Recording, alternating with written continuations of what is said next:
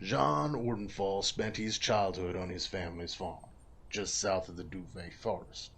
His parents, Derlin and Macy, had raised him well, teaching him what he needed to know to one day take over. Financially, they did quite well for themselves, carting their crops to nearby towns and cities for sale, although the frigid weather that often surrounded their home did not make it an easy life. As is the case with most youngins living the farm life, Jhon eventually sought to see what else the world had to offer, and so he left in search of what opportunities the neighboring city had for him. It wasn't long before he realized the city life was not his to live. The boy who left, though, had become a man, and the man had met a woman, a blacksmith's daughter by the name of Cerithia. They fell for each other quick, and before they knew it, their love blossomed into a marriage and a son. The son they named Derlin, after Jhon's father. Jhon eventually returned home to his parents' farm with his family, where they made a life for themselves, a new life for his wife and son, but one all too familiar to Jhon. They were happy. That is, until the day vile creatures from beyond the veil made their way into their home. After being driven from his homeland by the insatiable undead that now plague it, Jhon seeks out those brave enough to aid him in cleansing his land of the foul fate that befell him and his family, and exacting the vengeance he so eagerly thirsts for. As a child, Celeste Highcrest would never have dreamed of leaving the sheltered life of luxury she had become accustomed to. Born to two noble parents in a land far beyond the Veil, Celeste's childhood had been fraught with expectation. Her father, High Archivist Saran Highcrest, had set high standards for his two children, and the elder of those two elves, Celeste's sister Cressida, had surpassed all of them. Cressida had found her talents at an early age, her nose buried in books, and magic coming to her as easy as breathing. Celeste, however, had struggled in the shadow of her sister's success for as long as she could remember, never quite meeting the expectations of her father, and always the object of his disappointed glances. When the two elves came of age, they sat the entrance exam to join their father at the sanctum, to become mentored under his tutelage and scribe ancient texts in the archives. Cressida, to no one's surprise, had passed the exam with overwhelming success. Celeste, on the other hand, held true to her long-standing tradition of always being second best. It was rare that one should ever choose to leave their homeland, but never being able to escape the constant overshadowing from her sister, Celeste had decided it was finally time to break free of this tradition.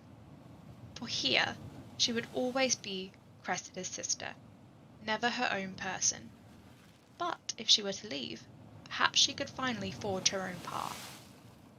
She found her way to the dimension door, stepping through for the first time and finding herself in a land strangely familiar, yet unlike anything she had ever experienced.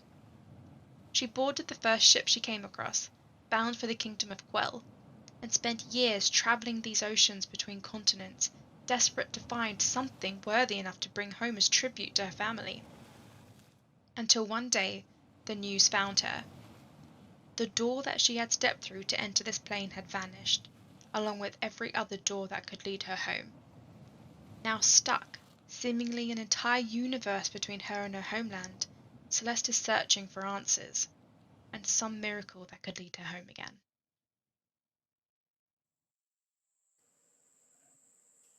A young half-elf, Tam Corthan grew up working the land with his father and learning herblore and healing from his elven mother.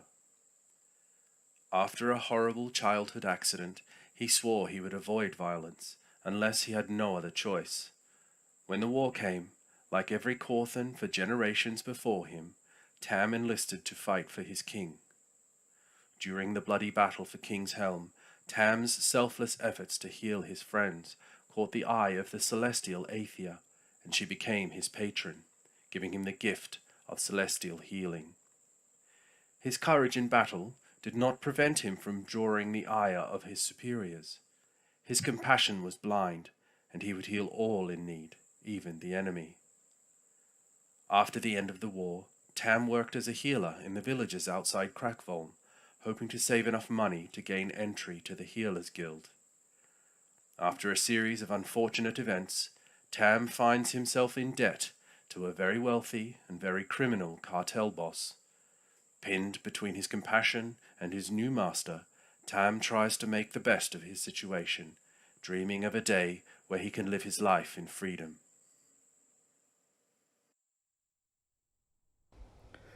Ingue grew up in an exclusive, reclusive community of druids. His elders, ancient and wise, one of the greatest, his mother, was a great storyteller, and he grew up sharing their stories. While the community has very strict rules and customs and routines, each member is encouraged once in a lifetime to travel out into the world and experience the trials and tribulations, bring back their challenges to share and to tell the story of the world.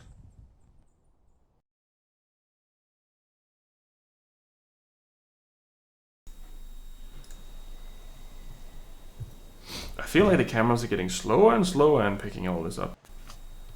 There we go. There we go. One by one. And of course, mine was the last one. What the hell?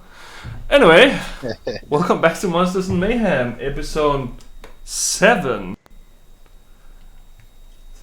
Collateral damage. Hey!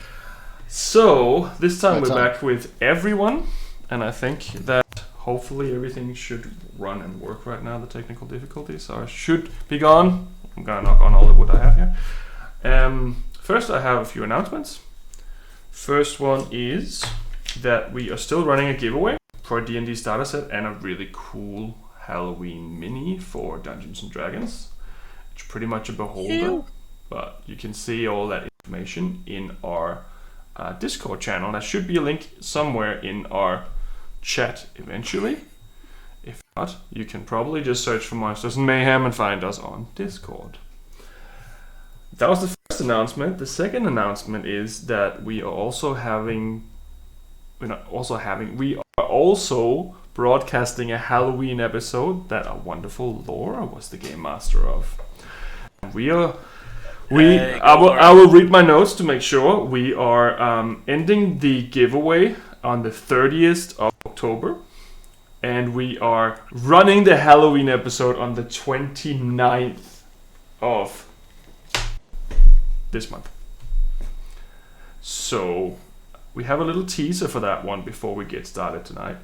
So everyone hang on to your seat and check this out.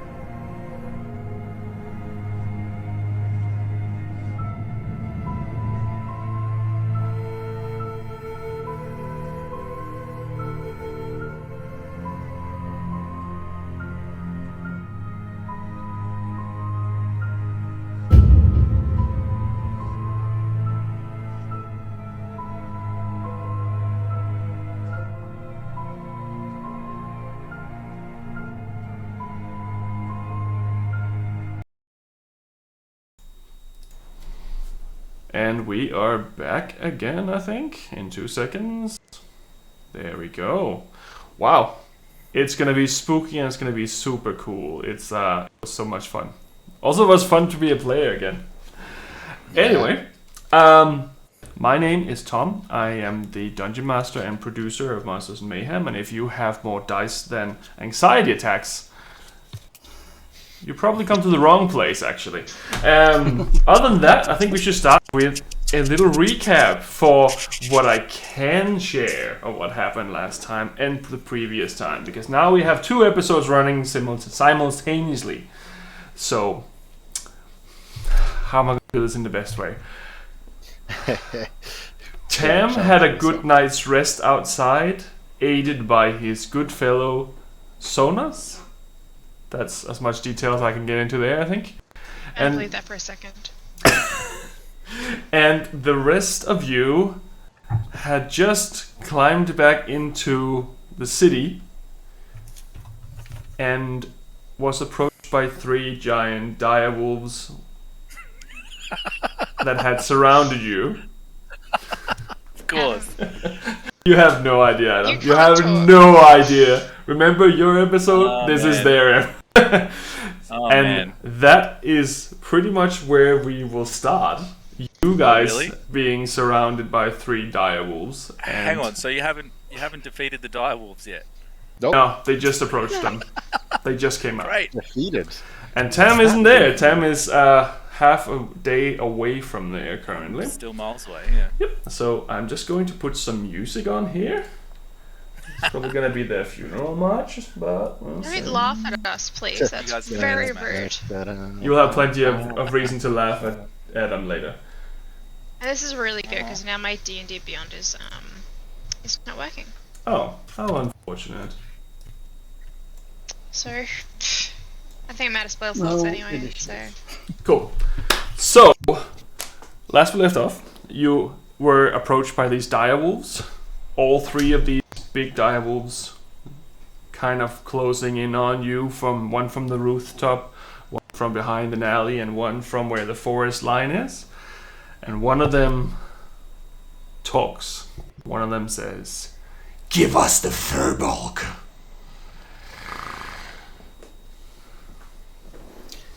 To clarify, is this in common? Yes. Cool. In plain common. And we're all up, so you're saying they waited until up, because Jhon went up the rope first. Yeah. And then I would have really struggled to get up that rope. Yep. But they waited okay. until you were all up. Yeah. Because they were standing on top of the roofs, weren't they? One was on the roof, one was in an alleyway, and one was just like next to a house, basically. So they kind of triangulated around you. The closest one is on the roof, but the one that talked is the one that's further away towards the woods. Love that.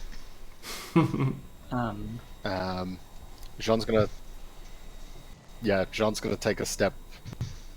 As soon as they say "give us the furball," he's gonna sort of get his weapons back out, or his axe and his shield, and sort of just try step between Ingue and them. Even though they're surrounding him, he's gonna make his best attempt to create some sort of human shield. Right. And he's just gonna hold ground, say nothing, just stare them down, just watching. Give us the furball. Celeste will take half a step behind Ingue. A little bit, and kind of lean up and like whisper in his ear.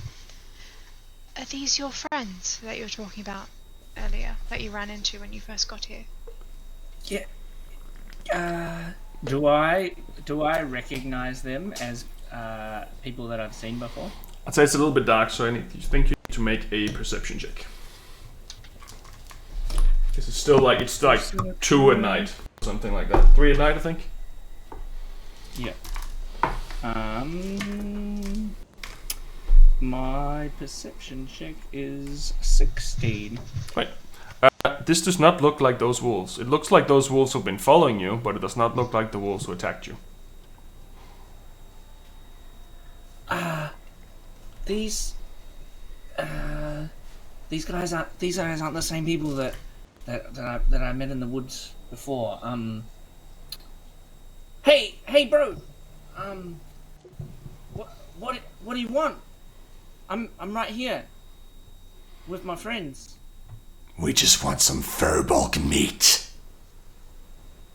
I've got meat. Did you get the meat that I left out for you?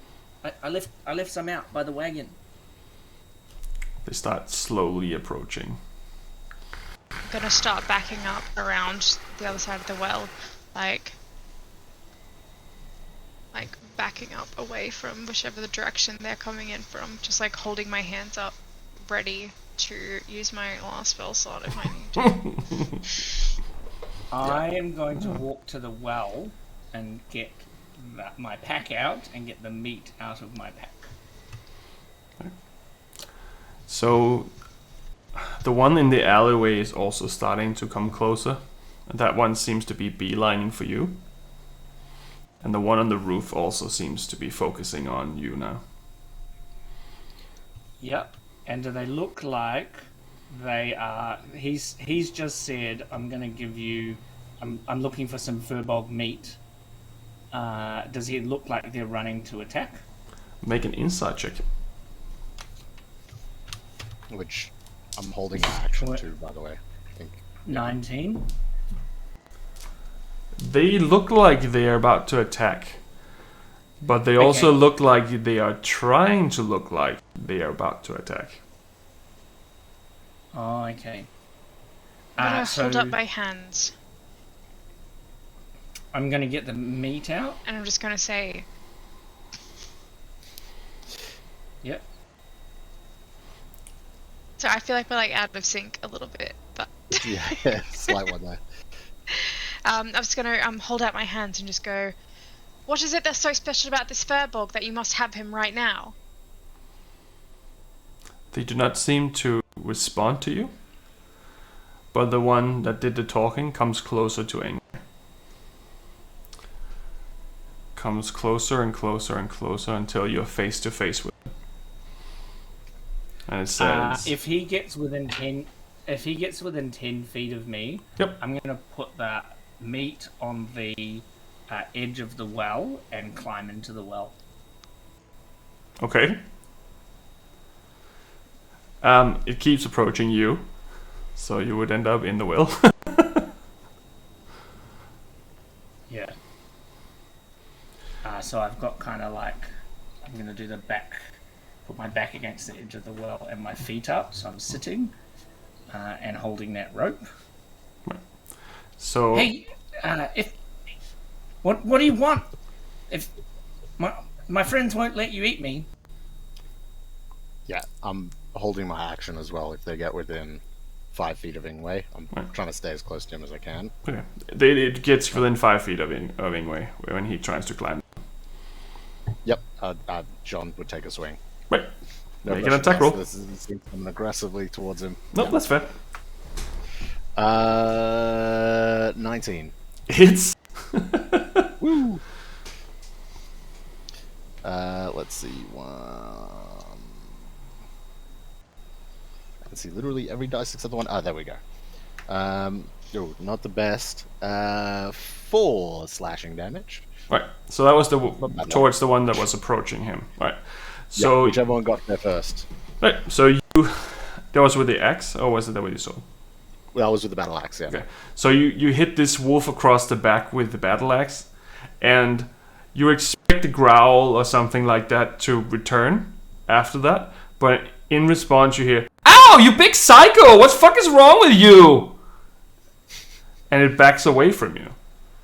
And the other wolf kind of stopped too, like, Jesus, it was just a joke, man! And then the wolf turns into a furbog. And so does the other 2 wolves. And you recognize all 3 of these furbolgs as the one that left the same time as you, Ingue. The big one being Jaina, the one who always makes jokes. Sorry, man, it was just a joke. We're just trying to scare the young one. Jhon just spins his axe around, puts the head of it on the ground, and just goes down into a squat and just stares at the mud. And he's like, "This fucking magic thing, it's gonna kill me from stress alone." My apologies. You approached as a wolf. What the fuck was I supposed to do? All right. We're just playing around, man. We're just playing around. We just wanted to pull a joke on him. Like, it wasn't. Obviously, we're not gonna eat him. That would be weird. Yeah, it would be weird.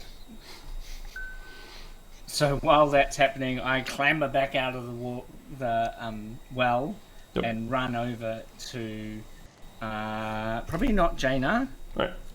Probably like is there one that like is particularly particularly friendly with? So there's the three of them. There's Jaina, who's always been the troublemaker. Then there is Baal, who is the he's also a little bit of a troublemaker. He's always teaming up with her. And then there is Kura. And Kura is the smallest one and also the friendliest one.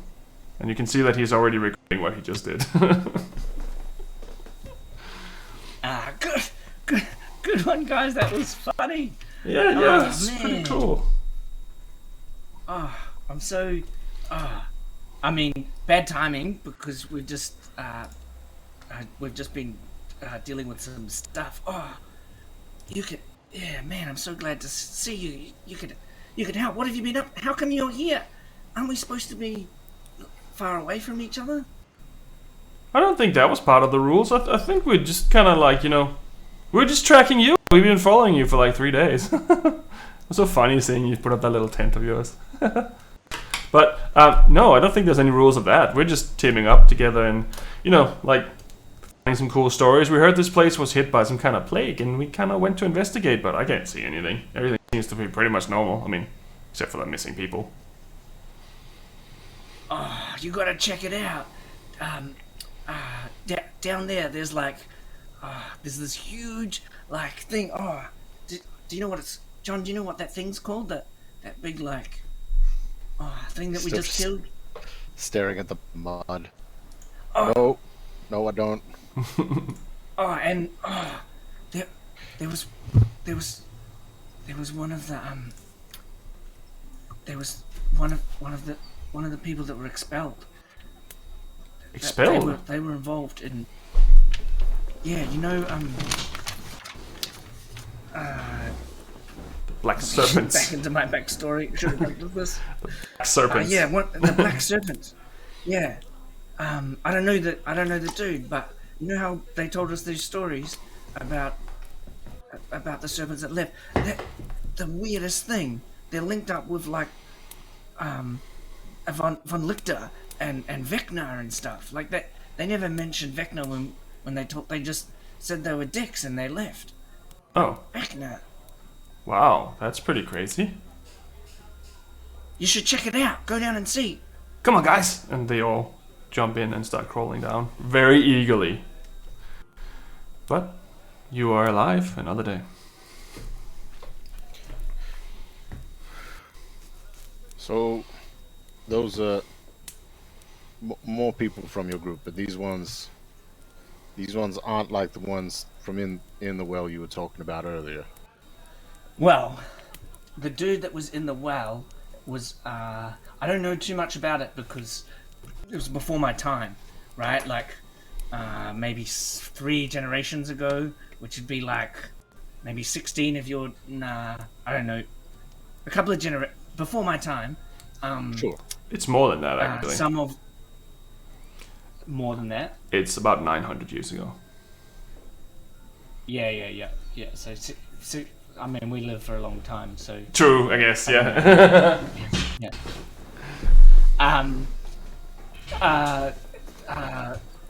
Yeah, probably maybe 50 of your lifetimes ago, some dudes, and women as well, obviously, they were into some bad stuff, and in my tribe they didn't talk about necessarily the bad stuff that they were into, but they got expelled from the tribe.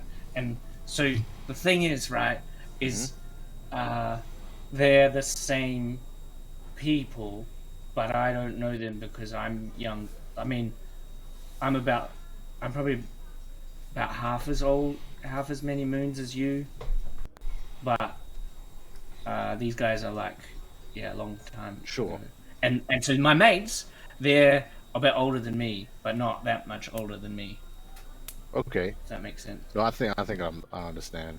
They're from they are the ones who are down there now checking it all out. They aren't from the people that were expelled. They were from your actual community, whereas the others. Yeah, we leave once. We're only allowed to leave once. Well, yeah, we're only allowed. You can leave again, but you can only come back once.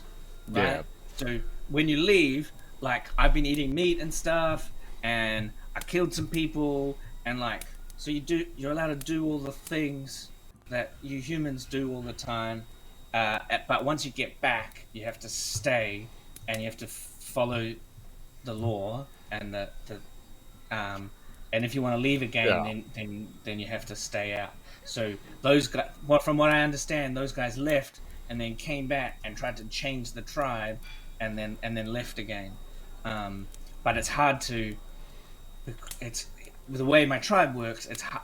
They wouldn't come backwards and forwards because they're not allowed to come backwards and forwards. Sure, right? you've got one opportunity to make up your mind whether you want to stay or go. Yeah, that's it. That's it. Yeah. Okay. Yeah. All right. Well, can you teach them a human thing when they come out? And that's not to turn into wolves and approach people like you're going to eat them. As a joke, because I didn't find that funny. I just found that stressful. Yeah. I mean, to like lift up and show, because with my health where it's at right now, definitely still got some injuries. Yeah, I'm still hurt from that last one a bit, so I was expecting damn near death with them approaching. So yeah. I think they got it. I mean, you hit her. So, hey, do you want some berries? yes. Remember how I told you they're magic berries that they? No, I will definitely take some this time. Thank you. I've got 7 left. That you like it takes a little while. Like you got to eat them properly if you want the whole meal. I'll take 2. The rest. Yeah, cool. Thank you. Yeah, good. So, I'm really glad to see those guys, but I hope you don't think that I'm like the point of coming out here is to hang out with you, not to hang out with them. So I'm excited to see them and I want to catch up and stuff. But can you not leave me behind because they are definitely going to make you uncomfortable, Jhon. Oh yeah, I mean yeah, we have a deal. You still got to teach me about magic. I ain't planning on leaving you behind. I think you're going to get a bit more of a crash course because that joke's going to keep. Those jokes are going to keep happening while we're with them. So, yeah. Just hey, if they're animals, feel free to hit them. It hurts, but it doesn't hurt long term. So like, if we're animals and they're being dicks, just hit them. Just hit them. That'd be so funny. That is a lesson I will take in mind, for sure. They'll learn Later a few on, human when lessons. they come up, I'll get them to turn into something little, and you squish us all. Oh, that'd be so funny. Not too hard though, because if you get seriously injured while you're something small, doesn't the rest of those injuries carry across to your mortal body? Oh yeah, just a squish, not like Don't get your battle axe out and like. Well, it'll teach them a lesson, I suppose. Yeah, good point. Yeah. After about the information has been locked in. After about 10 minutes, they come back out of the well. 2 of them are just like parkouring up the side, and Jaina is just kind of crawling up the rope. It's like, oh, that's really creepy. That's pretty scary, man. What's going on? Well, how much have you followed us? Have you just been following me the whole time? No, I mean, we left and we did some other stuff, and we tried all that alcohol stuff. That's pretty cool. We blacked out for a few hours, and then we saw you in the distance, and we decided to follow you. Like, just as a joke, of course. Well, these are my friends. This is Jhon. Greetings. Right. And this is Celeste. Oh, I like your hair. Thank you, I grew it myself. Oh. And we had another friend. Oh, did you see where he went? You've been following us. The well put together human fellow. Do you know where he went? Oh, we were following I don't you. think We his- weren't really following them. Don't think he's fully human, Ingue. I'm pretty sure he's half elven. Really? Oh yeah, that. Oh yeah, cool. Notice the ears? Yeah, I did. Oh, I just thought he was good looking. So all of them removes their hood finally, so you can see their face, and you can see that one is a female furbolg, which has very short hair, actually, like a short, but like a little bit of a, I don't know what to call it. It looks a little bit like when you're in the army and you get a haircut, but it's a little longer than that. But it's painted blue, like sharp blue, almost royal blue, with the tips almost like ice blue, which is a new thing. You can see that it's been painted recently, probably after she came out of there. And the other two are two younger furbolg men. Both of them looks very similar to Ingue.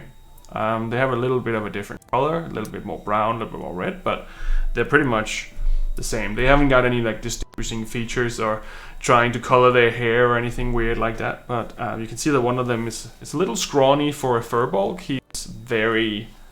He doesn't look like he's very strong. He looks like he's like the you know when you have a batch of cats and there's always one of the kittens that's a little smaller than the rest. It's kind of like that.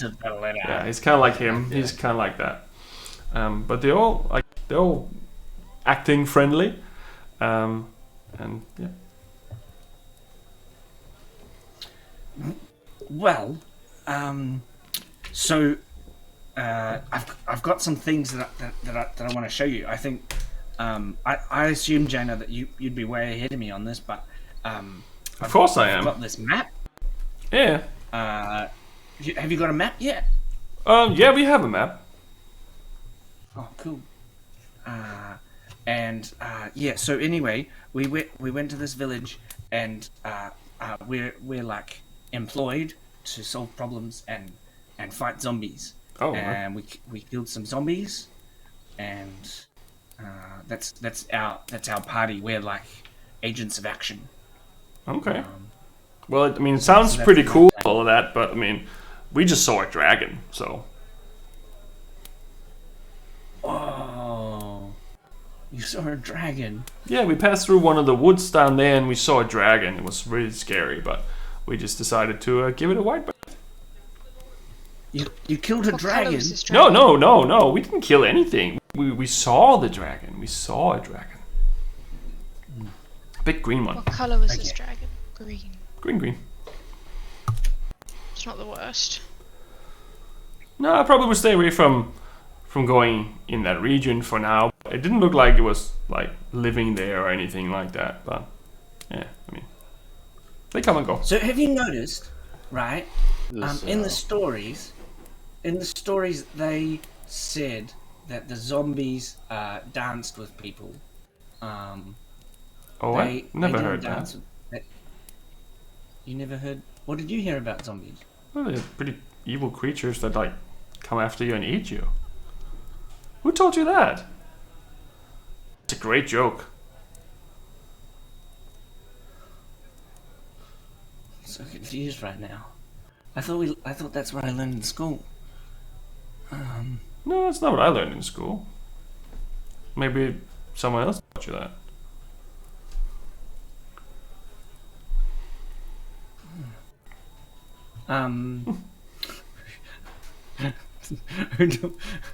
Who springs to mind when I'm trying to work out that all my mates heard a different story than me?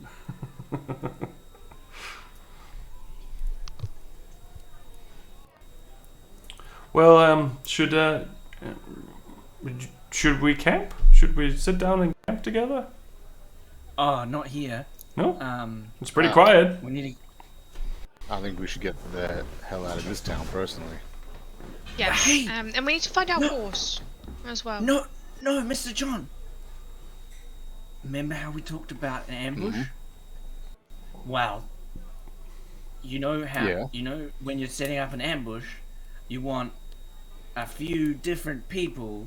You know how the dudes that have gone to get Luna are coming back to torture Luna and find out where the thing's gone.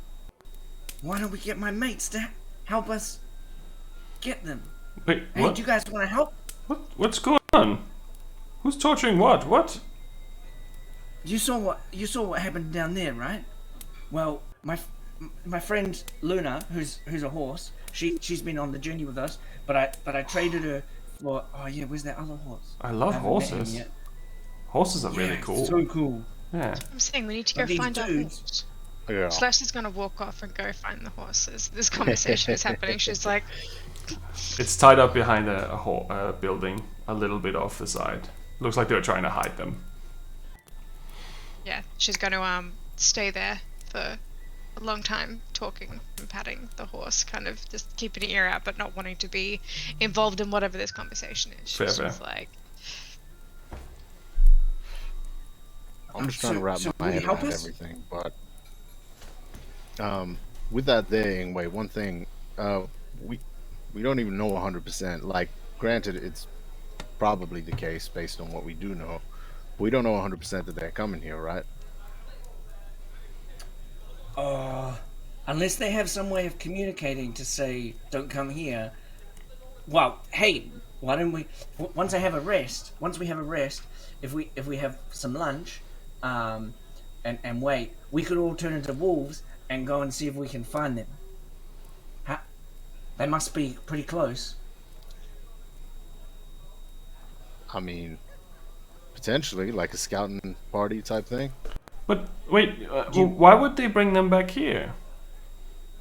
Cause that down here, that's where they were torturing people. Just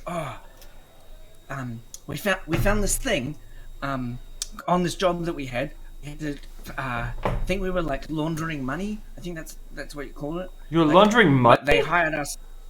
Well, they hired us to move grain, so we were like, yeah, let's move the grain. And then really, it was big sacks of money, and it wasn't actually about the grain. And then when we got there, we realized they'd killed some little old lady and a little old man, and then they stabbed Jhon, and then we killed them, and then Celeste touched this ball, and it took us to this place. And there was a chair, and oh man, it was crazy. Anyway, Wow, that sounds really fucking They weird. killed Like, we just got everyone really, in this really town. drunk and passed out in the forest. That's all we've been doing since we came Yeah. out. It's a pretty crazy story, but sometimes Ingue might exaggerate things. Nah, I would never. He's a great storyteller, I'll tell you that much. And I'm gonna If you sort say of so. scratch my thing like that and try cover my mouth as I turn towards Ingue and try to be like, let's not tell them everything. I want to try subtly do that if I can. Sure. yeah, I'm pretty perceptive, Yeah. so I would have picked it up. But I'm also not aware of which of the things you want me to tell them and which of the things. That's fair. Oh, Turok is aware that's probably the case. Well, I mean, my question is just like, why do you think they would bring them back here? Like, they don't have to bring a horse back here if they want to interrogate them. If they're druids, they can just talk to them anywhere. Oh, Wait. the dudes were. Hang on. So you can talk to animals, right, Ingue? Yeah. Can you also do that spell like Celeste can, communicating long distances? I could back home. I have it like So the thing, when we get sent through the tree, right, we have to reconnect with the nature here, because that's where our magic comes from. So I can't do it yet. Yeah. Okay. I don't know if one of your friends might be able to or not, but because I was thinking, what if someone was able to send that message, who's able to speak with animals and do so to Luna? They could ask Luna where she is. I could definitely, I could get a bird to go. I mean, or that, if that can work. The bird would have to. Remember how we were feeding those pigeons? You know the pigeon that landed on his butt? Where's he? He could go and find Luna, because he'd have to know who Luna was. And then he could tell me. Oh no, he couldn't. He would just tell Luna something, but Luna can't understand pigeon. So It's also getting pretty late now, so if you continue further through the night now, you might end up with an exhaustion point. well, Not if we I sleep think- during the day. That's true, but currently it's 4 night. I thought you said it was 2. I said it was 3. But this conversation's taken an hour. Well, I'm going down and all that kind of stuff and almost attacking and killing you. yeah, I definitely think we should rest, regardless. If me and my mates just sit up and we just have a meal, I didn't even want to come back here, and now I'm really invested in the storyline. Do we want to ambush the dudes and try and find out what's going on? I thought that's what you wanted to do. Well, yes, but my only question is if they're coming here, because if they are, perfect. If not, and we spend our time waiting here, and suddenly 2 days pass and we don't see them, and we find out that something's happening in another town. Okay, we gotta find. Okay, I understand. But I think we at least have to confirm they're heading here, so as to not waste time waiting here. Okay, but we need a rest first. So regardless of whether they come here or not, let's go and hide somewhere and rest. But you could potentially, speaking of pigeons, if you found your pigeon, you could ask them to go and do a loop-de-loop and kind of go on the road back towards Calencourt. Nah, because can you tell us where? No, pigeons are pretty stupid. Once, what I can do, I just remembered the spell that I can cast. What I can do is I can get the pigeon to go and give a message to someone, so I can be like, it's my voice, right? So if it was like Tam, but we can talk to Tam, but if we ever get lost, right, and a pigeon comes and says, hey Jhon, and it'll be in my voice, hey Jhon, I'm in the top of the tower, can you come rescue me? But then the pigeon will get distracted and won't come back. So I can't get it to come back. Delivers my message. Unreliable. And then it makes its way back to where I cast the spell. Yeah. Okay. Yeah. And then I can speak to it, and then I can see whether they're coming this way. Okay, we're definitely doing that while we're waiting. Yeah. Perfect. Are we going to be able to find pigeon at this time? Probably not. We'll have to wait till morning. I'll have a look. I'll take first watch and rest and look for the pigeon. All right. Can you find somewhere that's suitable for us to set up? Outside of the city bounds, preferably. Aren't we trying to ambush them though? Yes, but I don't fancy sleeping in the middle of this town. Yeah, while I think it's a good idea to stay in for the purpose of an ambush, my one concern is that whatever the hell is going on down there, we don't know if there's more to it, and they managed to somehow encourage an entire town down there. I think maybe the borders might be a safe bet. What about that barn we found the captain in? That'd be suitable. I'd rather not sleep there. You also know that most of the guards have gathered around the mill. Because you can see all the these lanterns guards are as all well. gone up the mill and gathered there. Oh well, we've Why got to don't we talk to why those don't we guys go too. back to the farm? I mean, it's, wide open spaces. They had that barn where they kept Luna in the first place. Why don't we just go back there? I just don't want to stay here in the city centre, preferably. Yeah. Do we want to talk to the guards before we go to bed? And expect what from them? Get them to come in our ambush party to pay back the guys that charmed them. I don't think that they know what's going on. I can be there. There's a lot going on.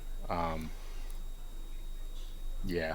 I think we need to speak to the guards, but I don't know if we should do it now or afterwards. Because I don't know about you, but my energy levels are starting to get to the point I think it's going to affect me tomorrow. Why don't we go back to Jeremiah's farm and stay up there? I mean, we know the layout of that place better than anything else at this point. Sure. Then find the guards in the morning, explain the situation, while, I don't know, maybe you and I, Celeste, could do that, while Ingue, you could track down a bird and start that whole thing. Yeah, because that's where the bird was, on the way to Jeremiah's farm. Yeah. Why don't we just camp halfway to Jeremiah's farm in the bush and just sleep camouflaged? Sure. Without tent, I think that would actually work all right. Right, are your friends going to be coming with us, Ingue? Well, do you want to join us for the ambush? Sure. Sure, okay. Yeah, it's weird, but okay. Look, Okay. don't even get us started on weird, alright? We are not in the mood. Okay. Don't get us started on what's weird and what's not. Okay. And Celeste is going to turn and taking the horse and going to start walking up the road towards the farm area. Fair enough. Jhon will, probably follow suit. So you're going halfway towards Jeremiah's farm and you're making camp somewhere in the side, somewhere in the hidden? Yeah, push into the bush a bit. Yep. Are you using the tent or are you just camping outside? Tent. Right. And you have your wonderful magical tent with stars on the inside and nice warm sensation, lavender and baked goods. And it's set up with your beds ready to go. Before going to bed, I'm just gonna. Jhon would sort of like look over and look around for those pockets that he was told about. Yeah. And he's sort of gonna see if there's one with any implication that one is anyone's particular. If there's one for him in particular, or anything like that. They're not specifically set up for each individual. There's just 4 pockets, 2 towards the front end and 2 towards the back end. There's no name tags or any indication on them. In fact, if you hadn't specifically found them, you probably wouldn't even have realized they were there. Yeah. Jhon's gonna go to the one in the corner where he slept the night prior, the closest one to that. Yep. And sort of turn to Ingue and be like, Ingue, these those pockets? Yeah, man. I think there's 4. There's 4. I mean, there's 7 of us, but I think there's 4. So Yeah. try and put your stuff in I it. wanted to make sure. Take a look inside. You don't really see much. The inside of the pocket is pretty much lined like the rest of the tent. Looks like stars on the inside. You can't see like a bottom. As soon as you open, it's just like staring into the night sky.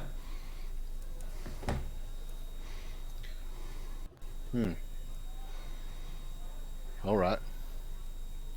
I guess if we ever need to store stuff, we got little pockets in here. Huh. Interesting. That's it. Yeah. The furbolgs are complete awe with what's going on with this tent, and they're just sitting in the middle, just looking up into the sky. It's like, oh, that is so cool. Where'd you get this?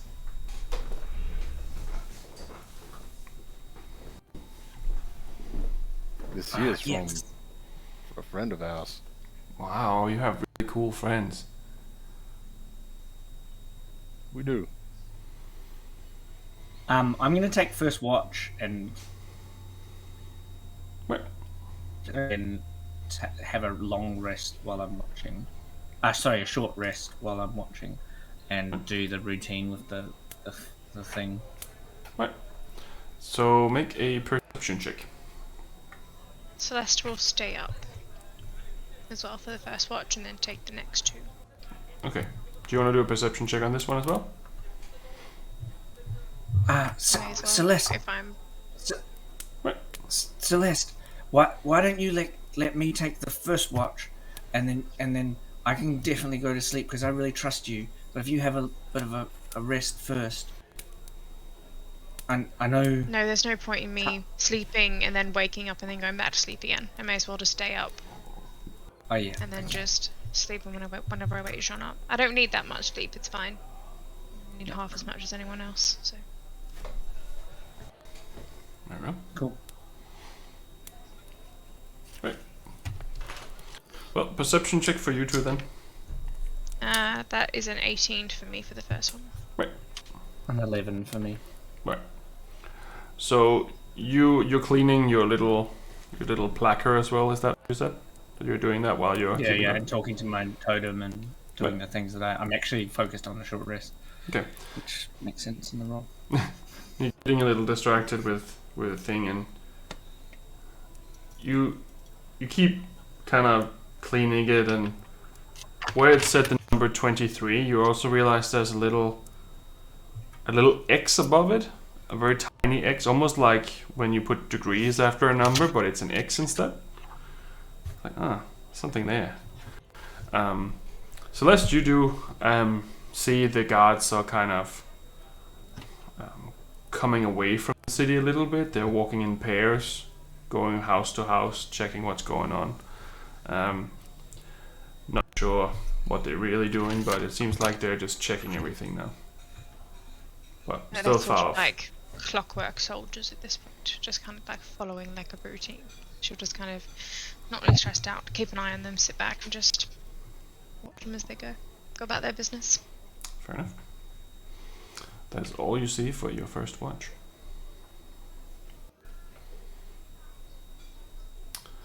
So who wants to do the second watch? So I'll take second and third. On your own? I'll go to Yeah, so So I'll I get send a shot. Ingue off to bed because I know that he's got a... Right, so a second and a third roll then.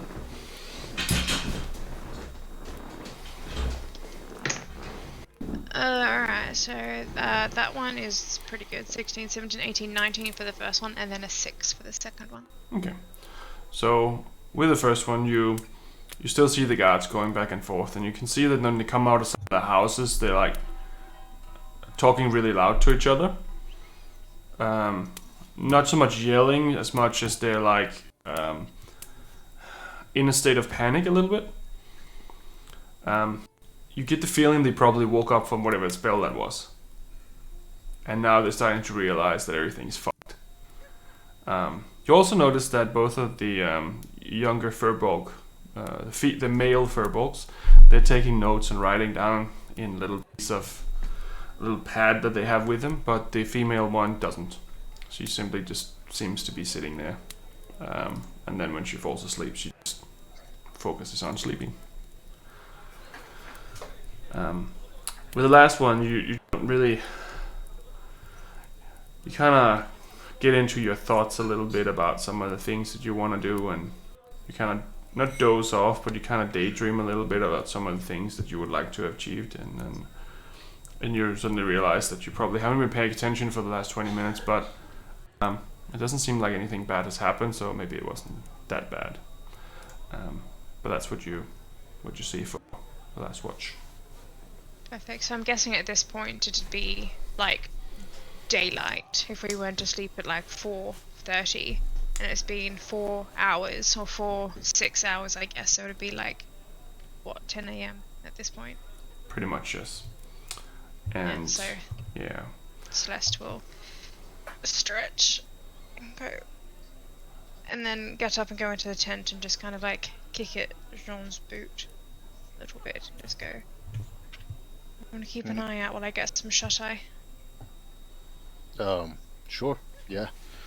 Yep. Gonna roll out. Wait.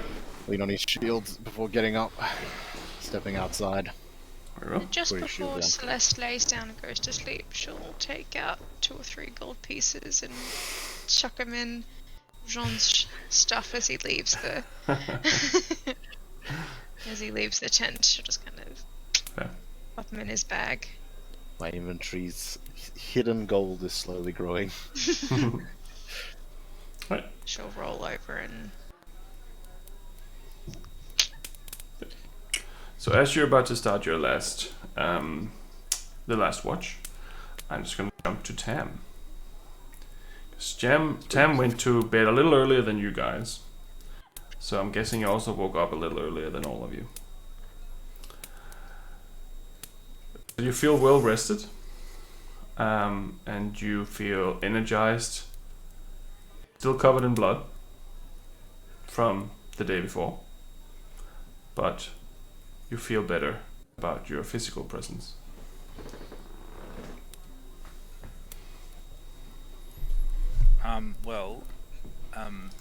The first thing I'm going to do when I wake up, given that I am now out of sight of anyone, is clean myself. Yep. Get all the blood off. Right. And I'll be spotless again. That's very important to Tam, making sure everything's squared away. Shirt tucked in and all of that. So how far away am I? I'd say you can probably get there within the time frame you have available to you now before everyone else is done with the last watch, just to make it a little easier. Yep, okay. I'll do that. I'll just make my way swiftly. I'll eat some breakfast on the run, yep, just as I'm going, and make my way as quickly as I can back to the rest of my team. Yep. And Sonas is following you, still looking like a watchdog, but he hasn't said a word. Yeah. On the way, you find the body of a horse, and it looks familiar. Can I... So the horse is dead? Yes. And it has little black vines sticking out of its body, like something was growing through it. What? Yeah. Okay. Can I see what killed the horse? Like, does it seem to have like trauma? Can make a medical check, I guess. Or nature check, whichever one that you want, but I'm guessing you're picking medical. No. Either way, it's the 2, so... You're not really sure what's going on here. You can't... With the vines, they're kind of obstructing your idea of what is normal, what is not normal. Mm-hmm. So you're not really sure what's going on there, but it's definitely Luna, the horse you had to begin with. It's definitely Luna? Yes. So that's the horse, that's the old horse that we got from Jeremiah's farm, right? Yeah. Yeah. How long does it look like she's been here for? Like, does she seem still... She's still warm. No. Okay, is there any tracks? You can make a survival check. I'm gonna say just before I do that, Sonus. Yes. What's up, buddy? I think there might be something about. I need you to make yourself scarce, go invisible, and keep an eye out. Yeah. So maybe can you? Are we surrounded by trees? Yeah, there's trees here and there. It's not a forest, but you're in a like greenery area. Like. Sonus, can you head up and see if you can do a bit of scouting? Have a look around. Right. See if there's anything. If there's anything around, I'm worried. Sure. I'm worried the horse is still warm. Right. Whatever happened, there might be somebody around. Yes. Can you go up and see? Yes. Yeah. I'll check. And be quiet. He turns into his old form, and then he goes invisible, and he flies up, and in your head you hear, "I believe I can fly.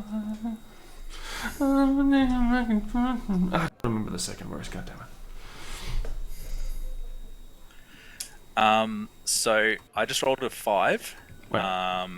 So that dice is now in the jail, and I have a new one. So, and that's a 2. Great. All right. So we're going good. So a 5 for my survival check. Right. So I can't see any tracks, I'm assuming. It's a pretty well beaten track, so it's a little hard to really tell. Yep. Yeah. Sonus can't see anything either. It seems to be clear in all directions. Or he's picking his nose, you're not really sure. Not sure. Okay. Alright, well... I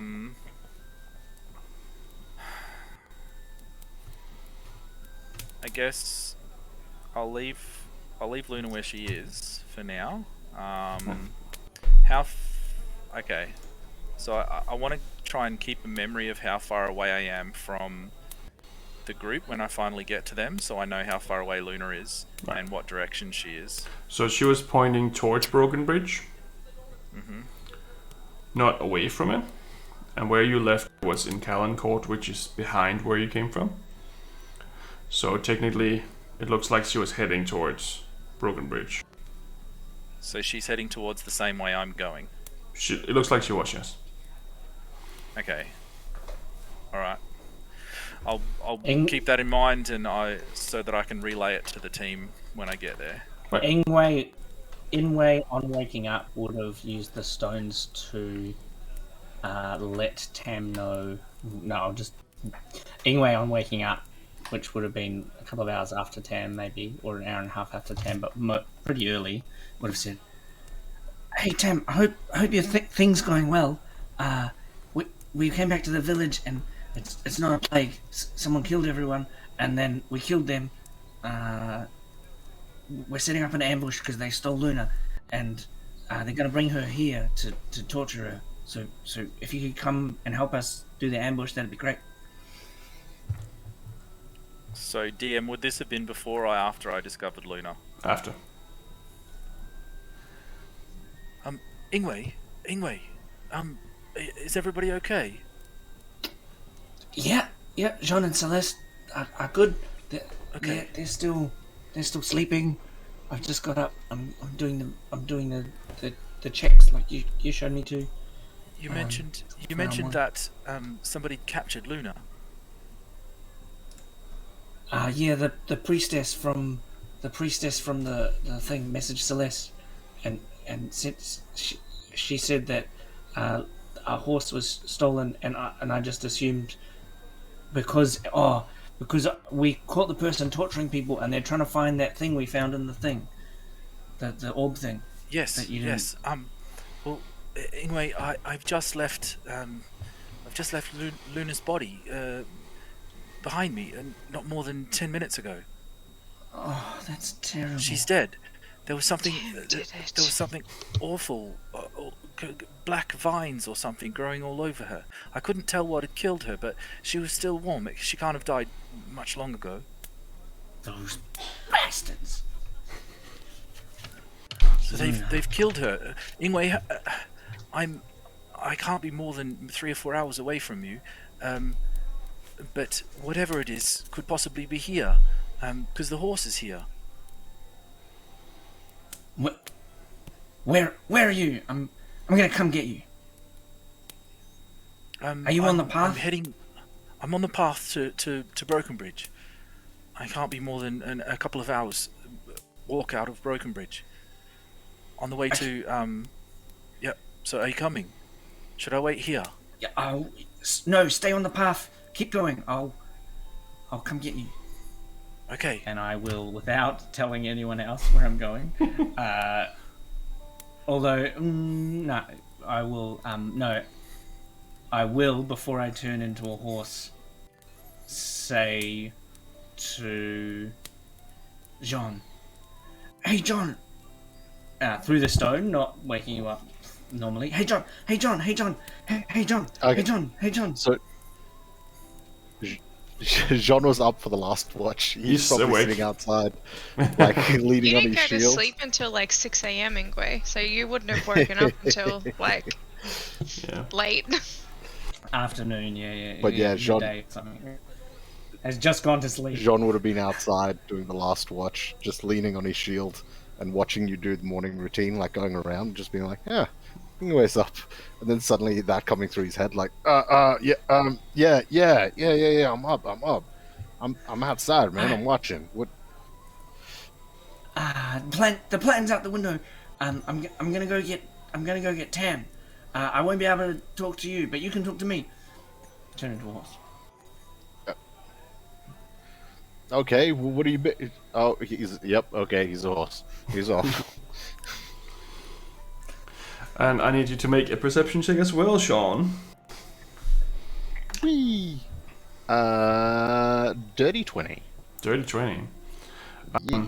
You also notice these guards in the city going back and forth between certain locations. It seems like they're constantly two of them together. They're never alone now.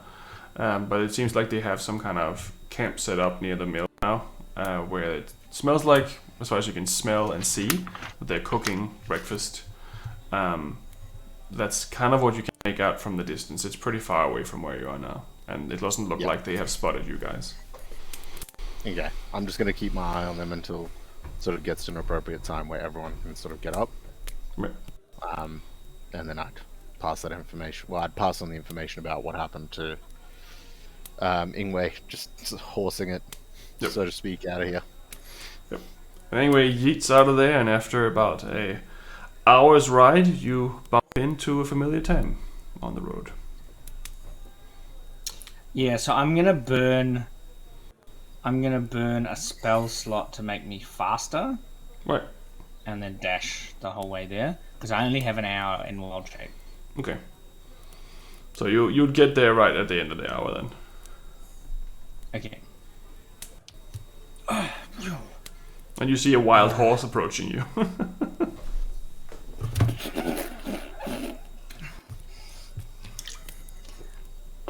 I'm going to try. Ingue, is that you? And then Ingue will try and turn back into a furball mid stride gracefully, and then Baal on his face as a furball. Oh yeah. Hey, buddy. Hey, and I'll help Ingue back up. A familiar pattern, having helped Ingue before, in the midst of his antics. Ingue, did you want to come and see the body? Nah, I think... Have you walked away from it? Did you stay by the body? You didn't walk? No. When you contacted me, it was maybe 10 minutes past. Oh, so we're still there. So it's just up there over that rise. Okay, yeah. It's not far. Okay. I think... I'm worried we're not together. Yeah, okay, let's go. Hang on, just wait, Ingue. I'll contact the others and let them know what's going on, because I'm assuming you left without telling them, right? No, I let Jhon know. He's been talking to me the whole time. He's told me. He's told me about what they're up to. So I can't. And I'll say, "Oh, thanks, Jhon, for remembering to and I'll do like a group chat. Like in the group chat. Ding ding ding. Hey, ding, thanks, ding, Jhon. ding. Sorry I haven't been responding for the last hour. Good on you for remembering that I can't respond when I'm a horse. I've just found Tam. We're gonna look at the body, and then we're about an hour ago. But I'll be pretty tired when we get there. We'll get to it when we get to it, but during that hour, Jhon would have had one or two things he would have wanted to do first thing in the morning. But yeah. Okay, so I will lead Ingue back to the body of Luna. I'm going to send Sonus back up again because I'm not entirely convinced that we're alone. Right. Ingue, I'm concerned that whatever it is that happened to Luna, the people that have done it, I'm worried that they might be close. Can you help me to look around for tracks and such as we make our way back to Luna? And I'll send Sonus back up. Sonus, can you go back up and see if there's anybody there? Alrighty, I'm still soaring like an eagle. Of course you are, lad. Let us know if you see anybody. Yeah, look for movement or anything like that. Somebody might be hiding. Looking for anyone shaking their butt. So, Ingue, see if you can see any tracks as we make our way up. Right. So a survival check from Ingue and a perception check from Sonals. Natural 20 Well done. for like a 19. Sonus rolled a... I think I've got... Oh no! +4. Yeah, 24. just a +1, so it's an 18. Sorry. Right.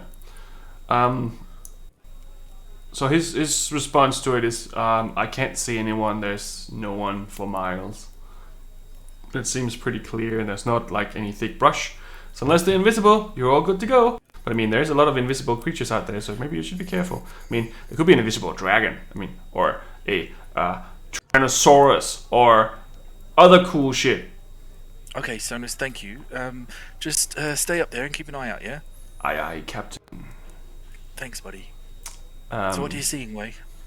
So you see the tracks. You see 5 set of tracks, pretty much the same time, stopping where this horse is, coming with this horse from Calencourt, where you left the horse, then stopping, the horse seemingly dropping, and they travel off in a different direction, not towards Broken Bridge and not back towards Calencourt. They seem to have gone a different direction altogether.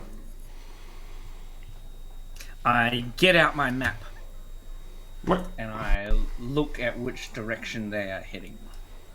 Rightio. I will get out my map too. Once it's done loading. Sounds DM.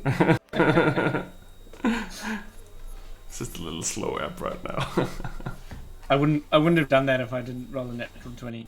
No, Like, that's fair. because I did. I'm like investigation mode. Absolutely. I'm an investigator. And I'm doing the like Aragorn thing, and the like, you know how he's like, there was a hobbit here. He was chased, and then he went into the bushes. Very fair. I will have to do it a little bit differently because this app doesn't seem to open right now. Shame on That's you, alright. We'll just assume I know Incarno. which direction we went in. So all I want to know is that because I rolled so high that I'm not going to follow them. So it's not actually important to what my future action would. But I'm going to, when I report back, say that I know There where you they go. went when we're back together. So it is going toward the southwest. Southeast. Southeast. And if I was that actually, so it's going southeast. Mm-hmm. Do I already know kind of where I am? I Uh, actually don't actually know where I am on this map. You don't really know. I mean, you have the name of the area that you're in. It's on the map, so you can kind of make it out from that, I'm assuming. But Okay. you've never been here before, so obviously this is all like a big adventure. But yeah, Okay, southwest of where we are. I'll have a look at that in a minute. In the break. so that I've got that knowledge. Yep. And so I've done this. Ingwe's really stressed about getting back with the others. So he's gonna like do the play-by-play. Yeah, I can see.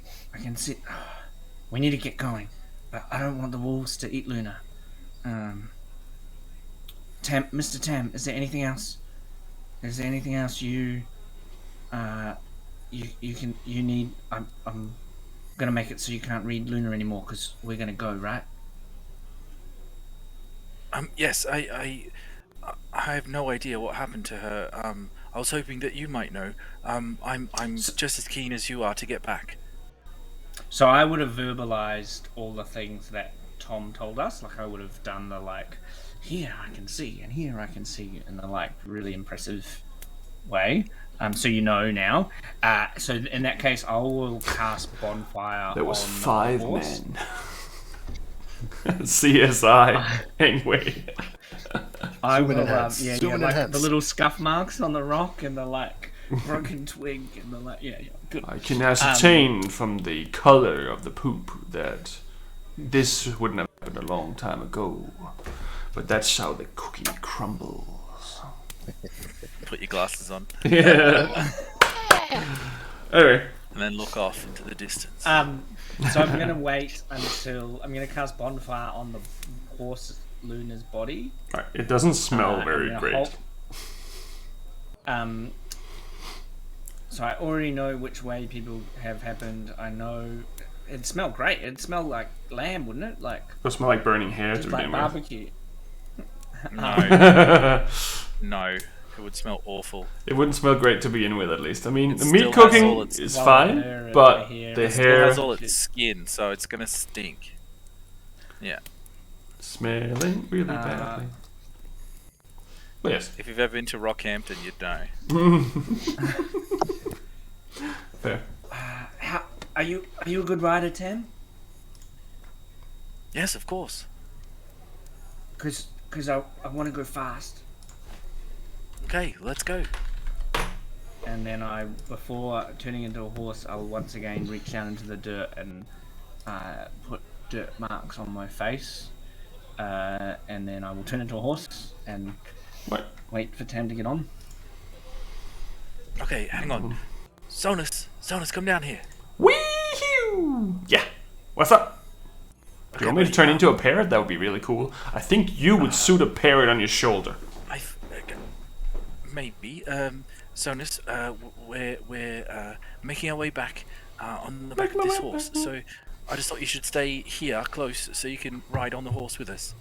I'm not sure you can. I'm not sure you can go quite as fast as a horse. It's been a while since I've been on a horse. Cool. Okay. Okay. All right. Okay, let's go. Let's go, Ingue. Right.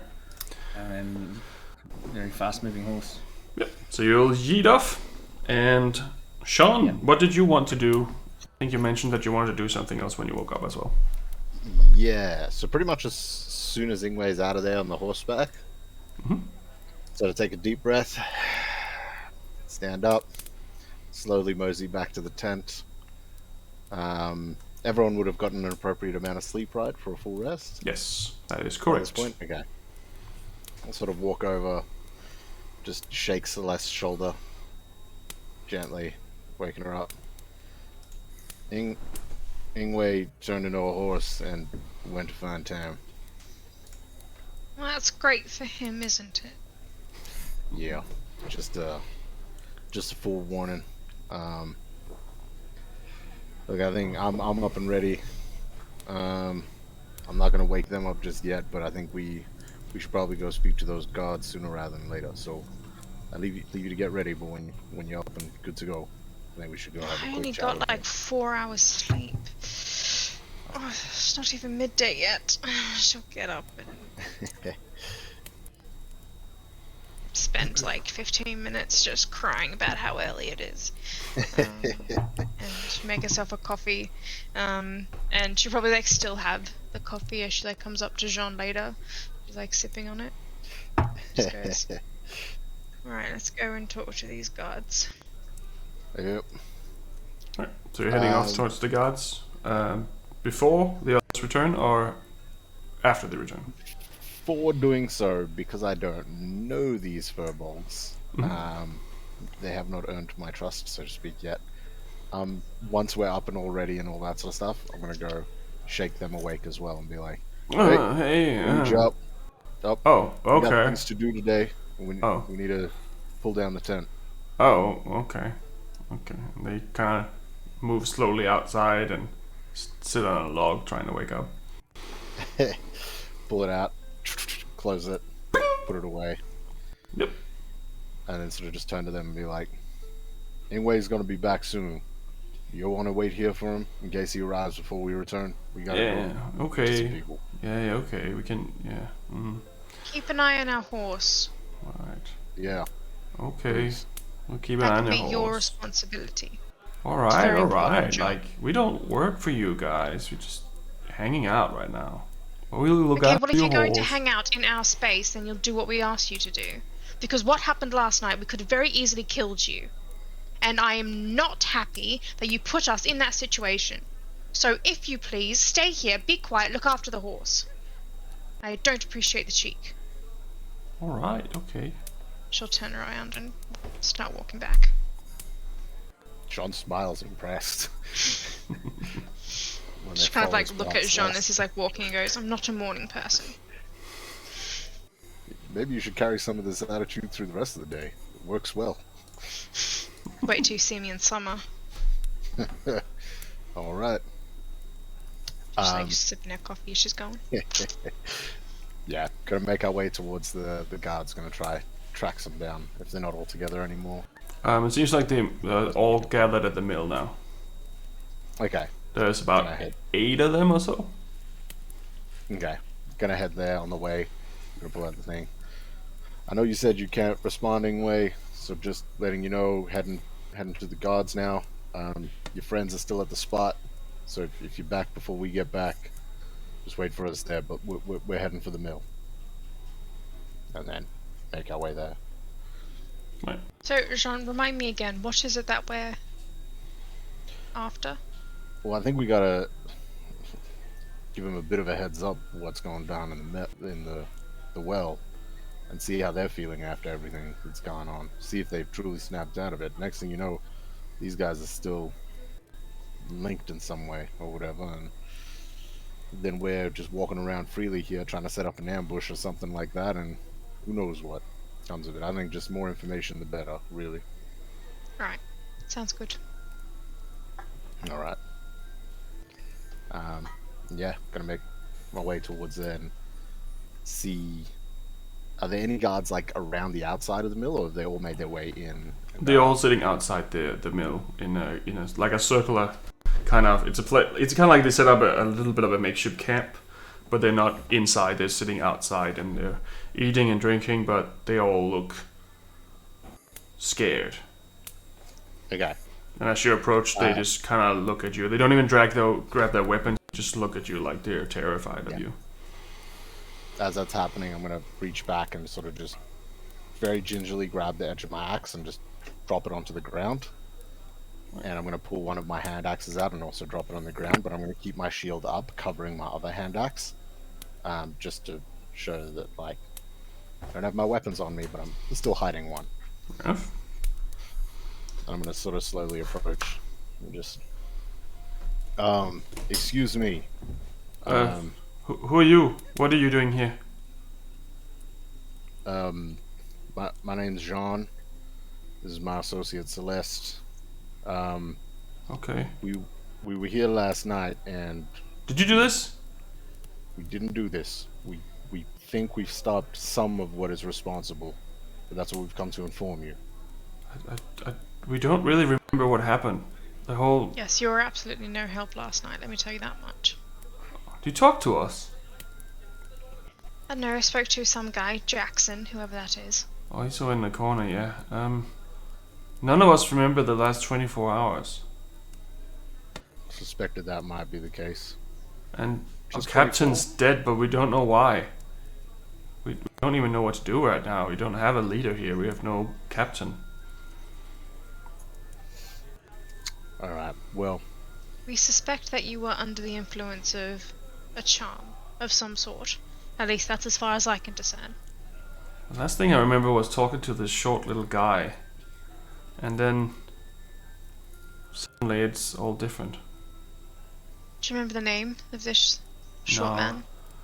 As soon as he started talking, it kind of all blurred into darkness. What did he look like? I'm not sure. Let me see. Ooh. He gets a nosebleed immediately and he starts trying to think of it. He's like, oh, my head. Oh, I don't remember. Short guy, pointy ears, that's all I have. Oh, my ears. Oh, my head. Short guy with pointy ears. And do the rest of you remember a short guy as well talking to you? Last thing you remember? Two other guys are gonna try to see if they can remember. One of them's like, yeah, I definitely saw a short guy with like pointy ears talking to us, and then it's all happened. And some of the others are corroborating the story and like, yeah, I remember that too. But some of the others starts to have a severe nosebleed as well when they try to think back. Okay. We won't worry about what happened before for now. Weird. Calm down. Some of you seem to be having some troubles. I'm assuming this is some sort of side effect from something. I just don't remember anything right now. I just need to sit down. So, when we arrived, we were informed to go find the captain, and upon finding them, we found them in that situation there. Yeah, we've been trying to get him down since we found out. It's pretty horrible. It's not nice, and I'm sorry for the loss of your captain. Thanks. However, based on the situation, I'm not sure if you've seen yet, but majority, if not entirely, the town is deserted now. There's no one there. Yeah, we saw that. That's why we all here together, so we can keep an eye on each other. But we thought about sending a rider to one of the bigger cities and trying to get some help from maybe the Golden Gauntlet or someone else, but we don't know what to do. We're literally just recruits. We haven't been here before. We haven't done something like this before. That's all right. We'll get through this together. We'll figure it out. Have you already sent a rider, or was that a plan? Not yet. We were thinking about it when we were having our breakfast, trying to work out what happened, and yeah, it's all a mess. May not be the worst idea. Have you investigated the well as of yet? No, we only investigated the house. Why would we go into the well?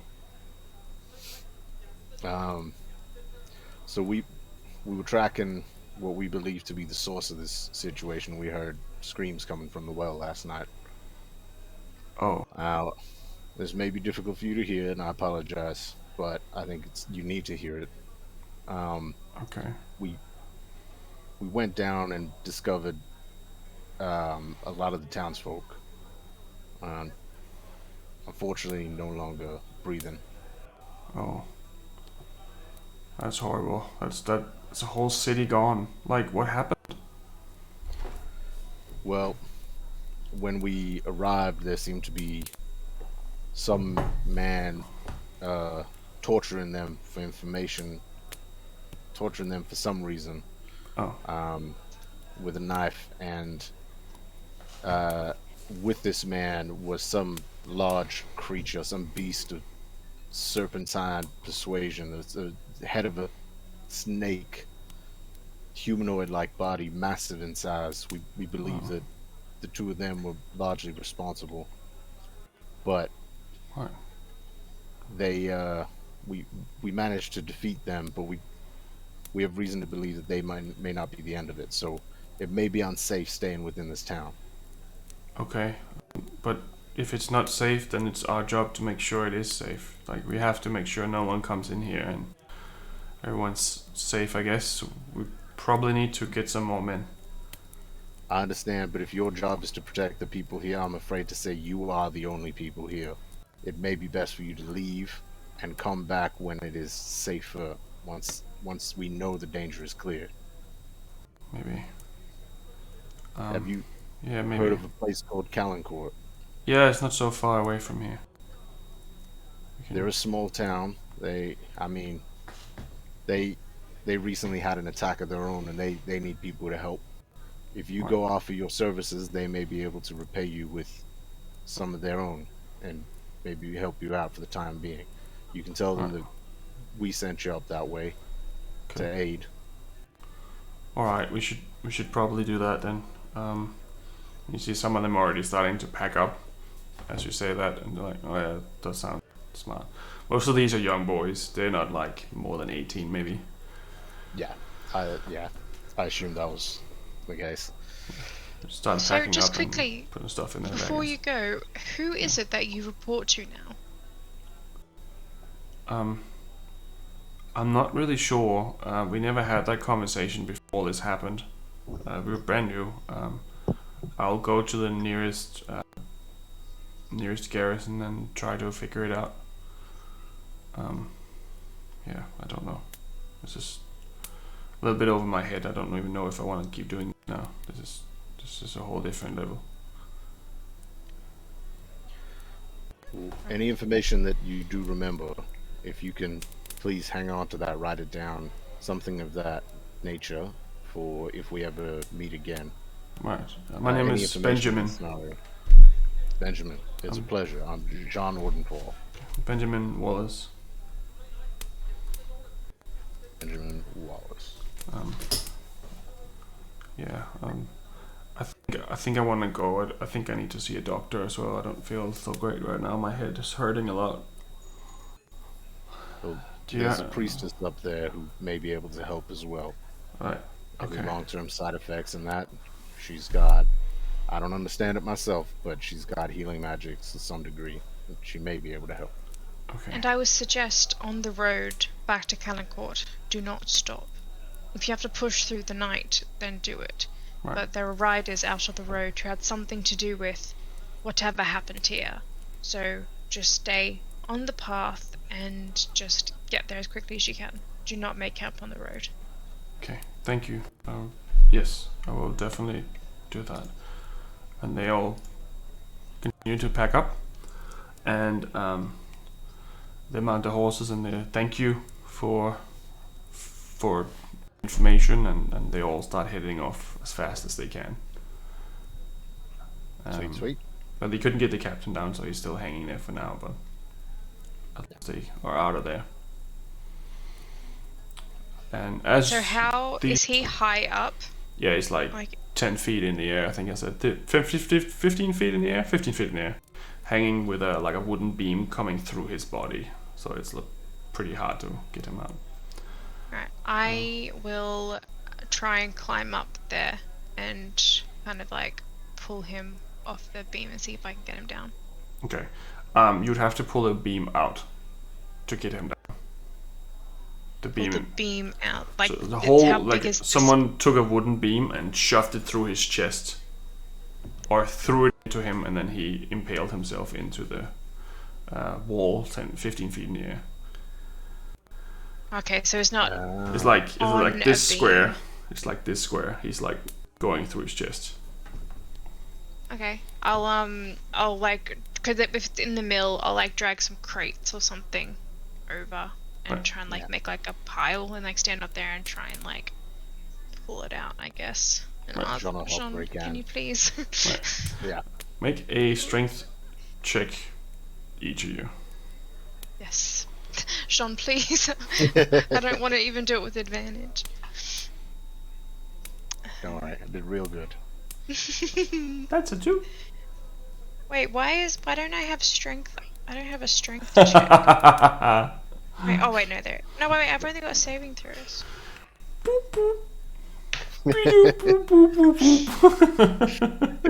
Just A sliding strength check backwards, is just your splinters modifier. all in the hands. Just adds your general Yeah. strength So modifier. 14.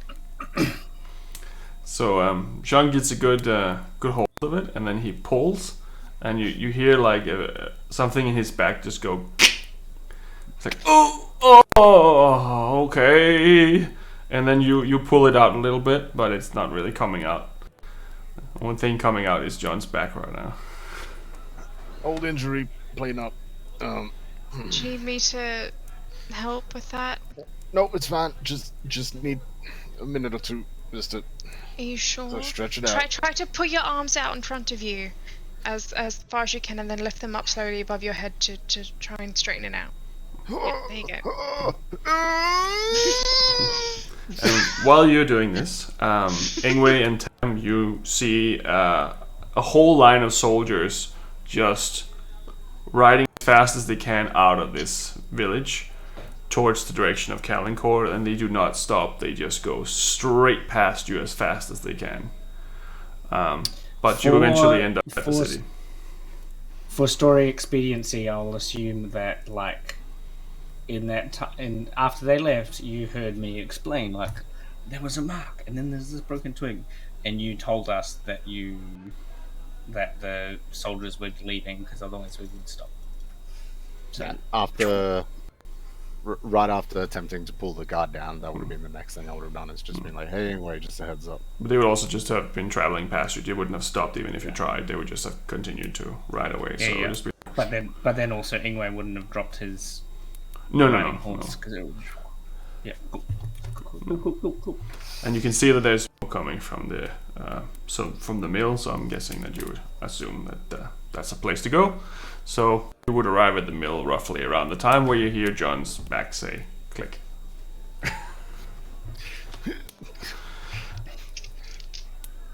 Ingwe, with Tam on his back, attempts to turn it back into a furball while running as a horse.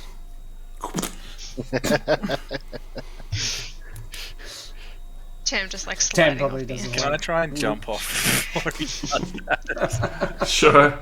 Make a acrobatics Saving check, throw. I guess. No. Nope. So both of them just face plants as the furball is suddenly a furball once more. Cool. Right in the entrance of the mill.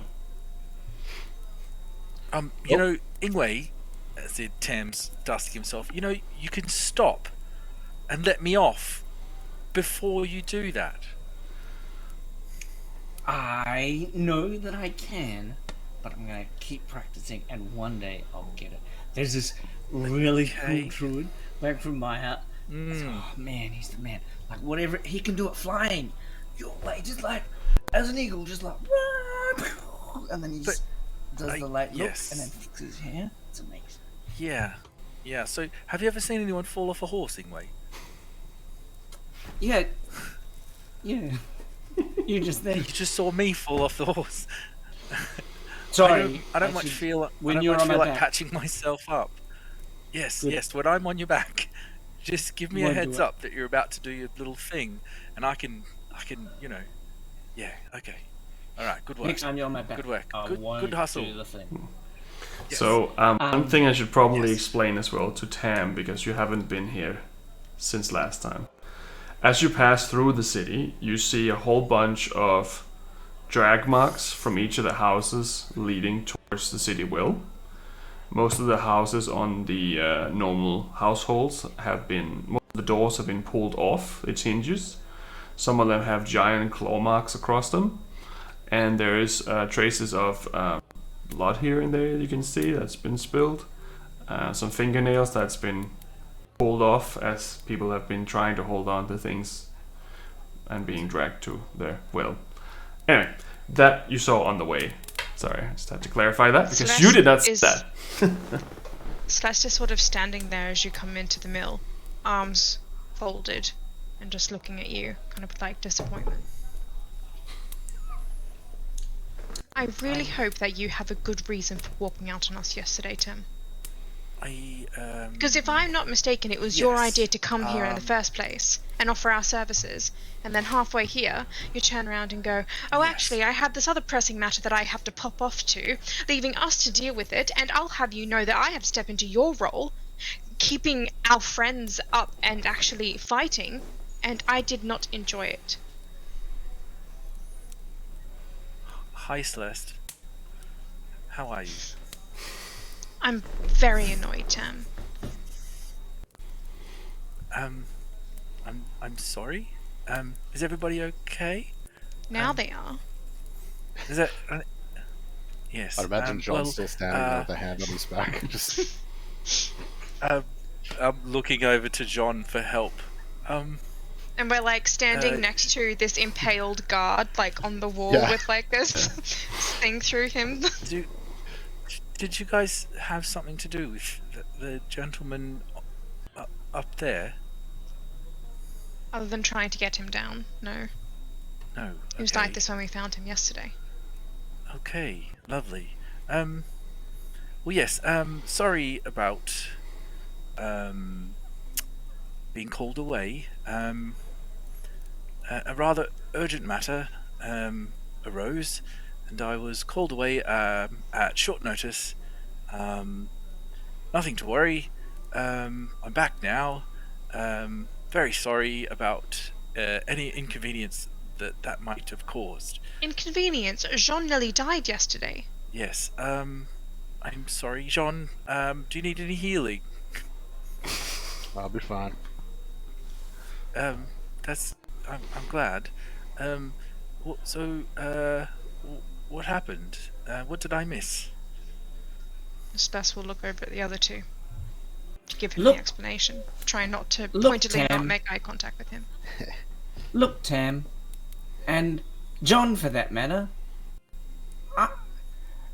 I think I've been through a lot with you, and I've helped you on your quests, and I think I'm getting really sick of this. What is everyone else up to? Tell us your stories, and then everyone else refusing to say what they do. So Jhon did it last time, and now Tam's doing it. We've been through an adventure, and then even when I was telling my friends, Jhon said to me, "Don't tell them what happened." How are we supposed to build trust and be a party that works together and be's the agent of action if no one will say what they're doing? See, Tam, that was a lot better explanation than the one you gave me. Hear that in your head.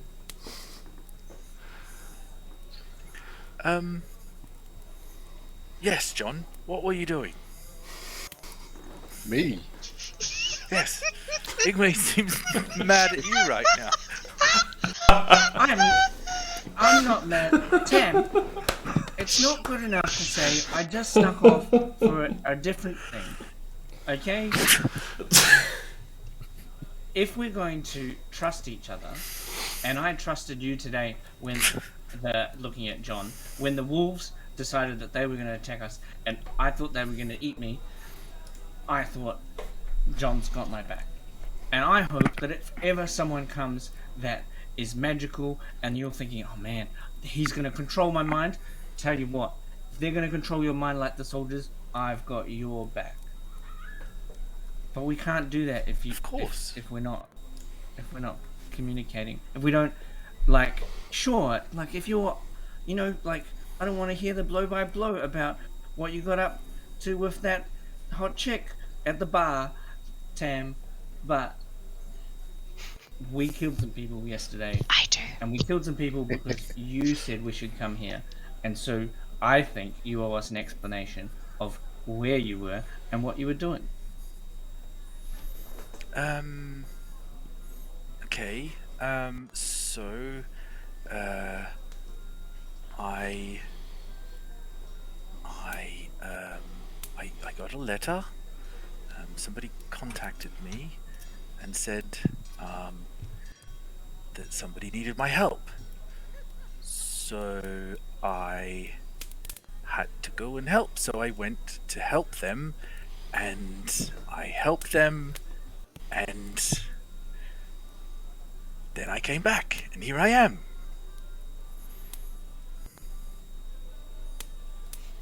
You truly believe it was urgent? Think it was something that truly needed to be done? Well, I mean, I had to. I guess that's urgent. Is it from your mistress? Is it from your god lady? No. Who's it from? Somebody who needed my help. You're doing great, buddy. Tam, Just if keep that's going. the logic we're putting to it, then we also needed your help. And then, as far as we were aware, you had an entire town full of people here who also needed your help. We were on death's door, as far as we were aware. Mm-hmm. Yeah. Yes.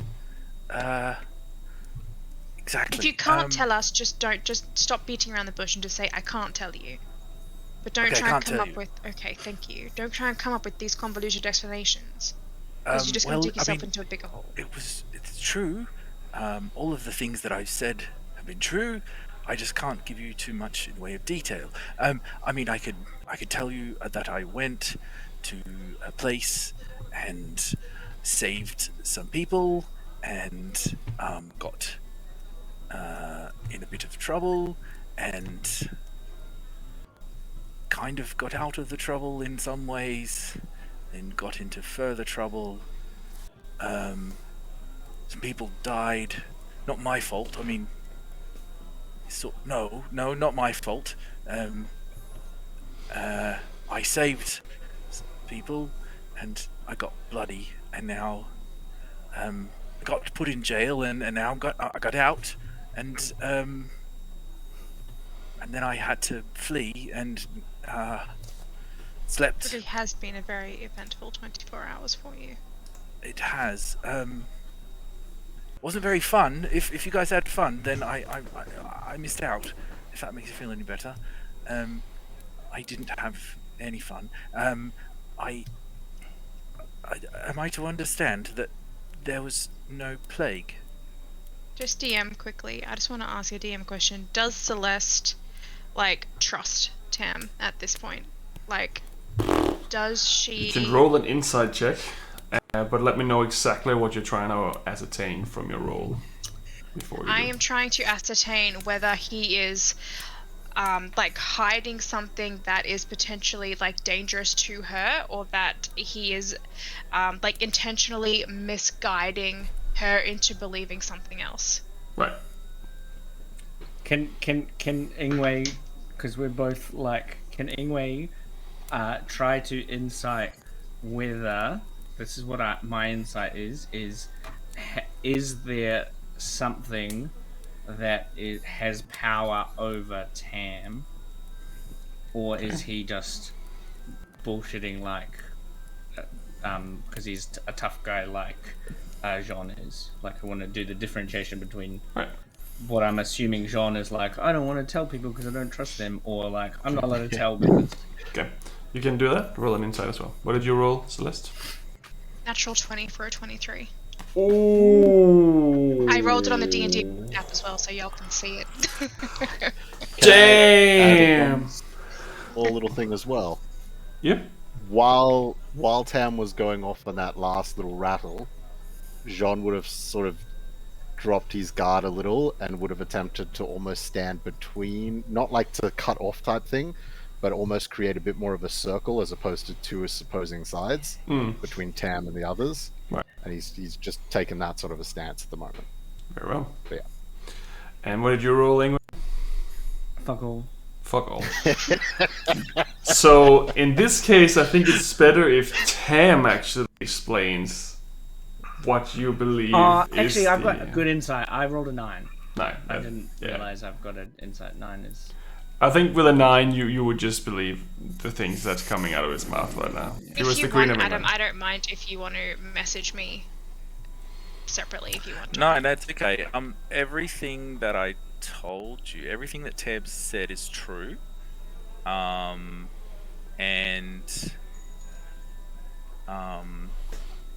I did was of no danger to you, but we are all in danger based on why I had to go. So it's not something that is directly endangering you, but the why is very dangerous. But the I guess I went and did it, so the danger is past for now. The danger has passed, but Tam didn't lie about anything. he told the truth about everything. Despite having a +5 to deception, he didn't tell any lies. Alright, cool.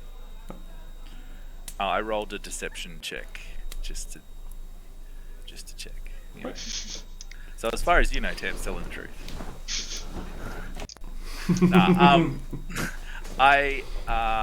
Yeah. So does that cover it? Yeah, pretty that's much. fair. She's just, she just wants to know pretty much, like, does she, like, trust you as in, like, as a person? Not necessarily, like, as what you're saying, but, like, can she put her faith in you just saying, I just had to go and do a thing, and she'll go, yeah, cool, alright, that's, it's just, like, in terms of your overall demeanor and how you're acting, like, looking at you, does she feel that, like, spidey senses, like, this guy, I can't trust this guy type situation? I think you feel like you can trust him, but he's definitely hiding something. Yeah. He's definitely hiding something that he doesn't want to talk about, but yeah, it's not like he's changed. It's not like he's gone away and come back and he's a different person. He's still the same guy that you trusted before. It's very obvious now that there's more going on than just some weird fucking Titan lady who he sold his soul to, and there's this other stuff now as well. Thanks, Tom. Levels are weird. Thanks, Tom. I just signed on to be a warlock, man. I didn't sign any of this shit. But anyway, here we go. You literally signed on to be a warlock. I did with blood. Yeah. Yeah.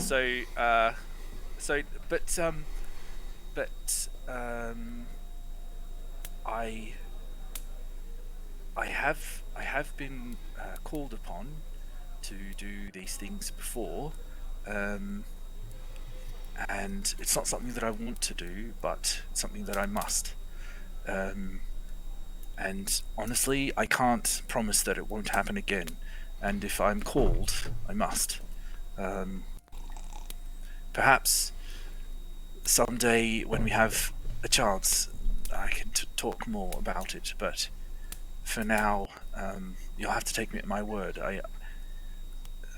That's all I can say, really. It's fine by me. Sometimes trust involves simply trust in the person. And I appreciate that, Jhon. And I am sorry. You know that my desire to come here was earnest, and I wish I had have been here. And I walked through the night to get back. I probably would have been sooner if I hadn't ended up in jail. But anyway, here I am. We're here. Yes. Well, I can say whatever crazy adventures you've had, it's not like you've walked into something calm. I'll tell you what. This town's had its own little story going on. I can see there's a gentleman impaled up there, and I saw drag marks and the horse. Ingue and I left Luna back there. She was dead. There was some kind of black vine or something. I don't understand. God damn it, they're all related. You said there was a black vine coming out of her? Yes. It was all over her. Alright, well, that's concerning. Why? Have you seen something like that here? Seen something exactly like that here from the sounds of it. Oh my goodness. Was it on the people that were hurt? I believe so. It was on the people, right? Yes. That were through the bodies. So basically upon arriving last night, we noticed something suspicious. Obviously we thought it was going to be a plague here, but the guards first seemed a little off. These two noticed before I did, and then the town seemed empty. No lights on, nothing, and we decided to investigate, make sure that everything was okay, which, I mean, in that circumstance, obviously the answer is that nothing is okay. It wasn't, yes. And upon making our way closer to the center of town, we came across a well, which we heard screams erupting from. My goodness. Ingue went down first to investigate. Ingue went down the well where the screams. He Oh, did. Ingue, you're so brave. He was. There was also a giant spider at the time. What? Oh, Ingue was a giant spider. Okay. Yeah. And when he came back out to call us back down, we went down to see what looked to be a man torturing folks, town folks. Torture. Correct. Using a knife of some kind, and when we attempted to intervene, we were jumped by great beasts. Something that stood, must have been 10, 15 feet tall, head of a serpent, body humanoid, and strange features to when they opened their mouth, in the back of their throat we could see the face of a man still. We dispatched these things and made our way back to the surface, but the bodies had black vines throughout them as well. The bodies that were down in the well. Correct. So the man who was torturing these poor people, he is still down there.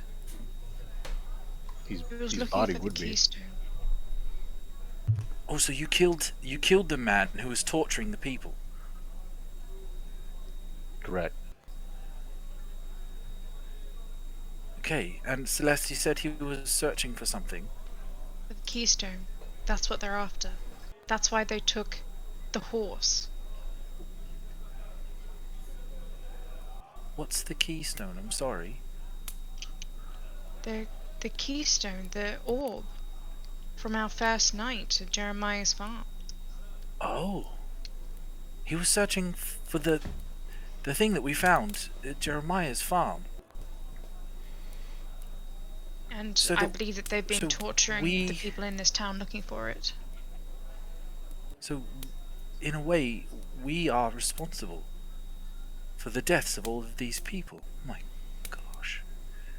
Oh, light. Oh, that's awful. And the horse.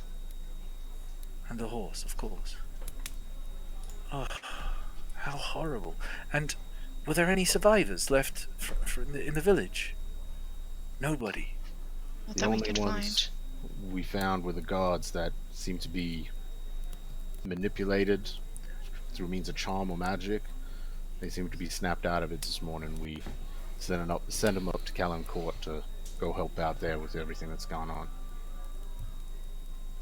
Oh my goodness. Oh, and one other thing to note is that these people that are doing the torturing, who are looking for this keystone, come from our friend Ingue's tribe. What? Originally, They're that's furbolgs. what he told us. They weren't furbolgs, no. They were, well, Jhon did a good job describing at least one of them with the snake head and whatnot, but, Ingue, this, what? I don't understand. Are there people in your tribe that aren't furbolg? So after Ingwe's outburst, he is going to kind of stay around, so he's listening. He's going to pull out his metal thing in his totem, and he's going to kind of start rocking. I'm going to attempt to not engage in this conversation. There's lots of things that Ingwe wanted to interject about. To attempt to meditate himself into a short rest. So that physically you'd see him kind of just muttering into this thing, and rocking backwards and forwards, and so there's no rubbing. point talking to him. Well, if you were to Alright. ask the question, so you've asked the question like you have. If you were to ask the question, he kind of is going to. Well, if you were to go further and shake him, he'd respond and he'd get out of what he was doing. No. If I can see that he's doing mystical druid stuff, I will definitely leave him up to that. Talking to some trees or whatever it is the druids do.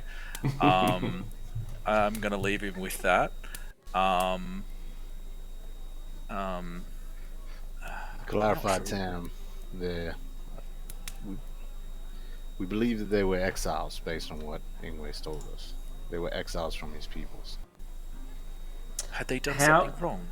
DM, how much can I participate in this conversation without breaking my meditation? You can't. You can't. You have to focus on just resting.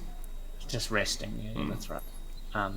Can I, before we move on, Jhon, have they done something just wrong? check where we are?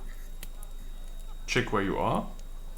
Like, I've just spent the time looking at the map, because when I come back in, I'm going to be really focused on where we are in the... we're in the Kingdom of Baal, right? Yep. And I couldn't find actually where we were. Okay, I will send you a screenshot. What's the region?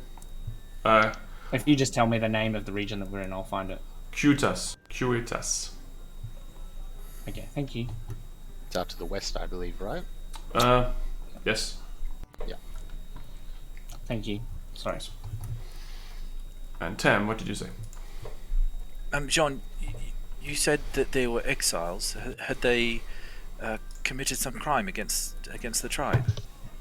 Sort of look over at Ingue before looking back. I mean, I'm only speaking of this as best I understood it, but as you know, Ingwe's got this tradition with these people where they sort of leave for a time, discover the world, and return. Then they come back, and then they can't leave again. Correct, yeah. These were people who, upon returning, looked to change the ways of the tribe, I believe. And they were looking to change the ways or influence them in different ways and change tradition, perhaps. And so that didn't seem to go down well, and I believe they were exiled for that. Okay, and these the creatures, this thing with the snake's head, was it like what Ingue can do? Was it some sort of shifting like what he does, or he turns into horses or something like that? This thing was vile. This thing had evil in its veins. This is like nothing I'd ever seen before. My goodness. And this man, did he say anything before you killed him? Did he say why? He said he was looking for the keystone. You mentioned the keystone. He was looking for it. I'll be honest, I was mostly off to the side fighting the bigger thing, so I didn't catch too much of what was going on with that man. He was running at the end. He was running from you? Yes, but he didn't get very far. You killed him. And so, I'm sorry, the horse ended up back where I was, and she was dead on the ground. And Ingue, bless him, he found the direction that whatever it was that had the horse had set off. Do you think that some of these creatures had captured the horse? Well, do you remember we left the horse in Calencourt? Yes. Ingue traded the horse for... Yes, we got a new horse. I got a message yesterday saying that those 5 black riders that we passed on the way back to Broken Bridge... Yes, I remember. They rode into Calencourt, killed people there, taken the horse and left. Oh my goodness. And Ingue believes that it was because, being from his tribe, that they could speak with animals, and knowing that horse belonged to Jeremiah, may have seen something. So, perhaps. In all likelihood, we could have targets on our back right now at this point, because that horse could have identified us as... Yes, the horse would have seen everything. Keystone. The horse would have seen everything, and they could have talked to the horse, and they could have tortured her. My goodness. So, I need each of you to make a wisdom saving throw, but we'll have a break first. I don't want to do wisdom saving throw. Is that okay? Sure, that's how D&D works. I don't wanna. So is it break time? Yes, I'll go to a break first, and then we're gonna do that afterwards. So I am going to have a little break video for everyone. Just sit tight, have some coffee, everyone. Enjoy the commercials, I guess. See you in a bit.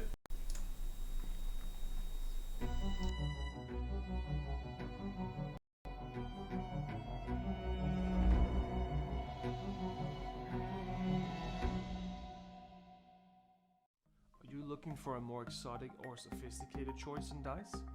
You should check out Level Up Dice, the company of experts in specialty dice, made from materials like semi-precious stones, aluminium, and even have options for wood and bone dice.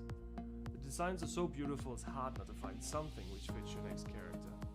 Level Up is an Australian-owned company and also run the Level Up TTV Twitch channel focusing on broadcasting tabletop role-playing games. Follow a link below when purchasing from Level Up Dice. It will greatly help support our channel and also help an Australian local retailer. Level Up Dice, the sophisticated choice.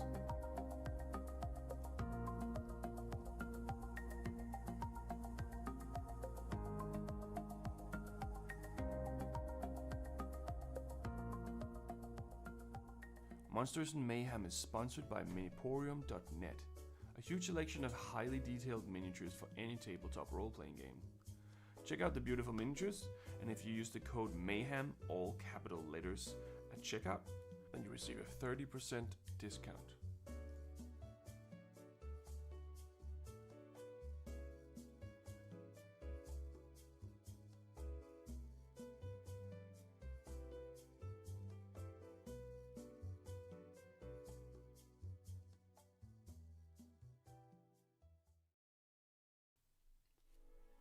In the beginning there was nothing.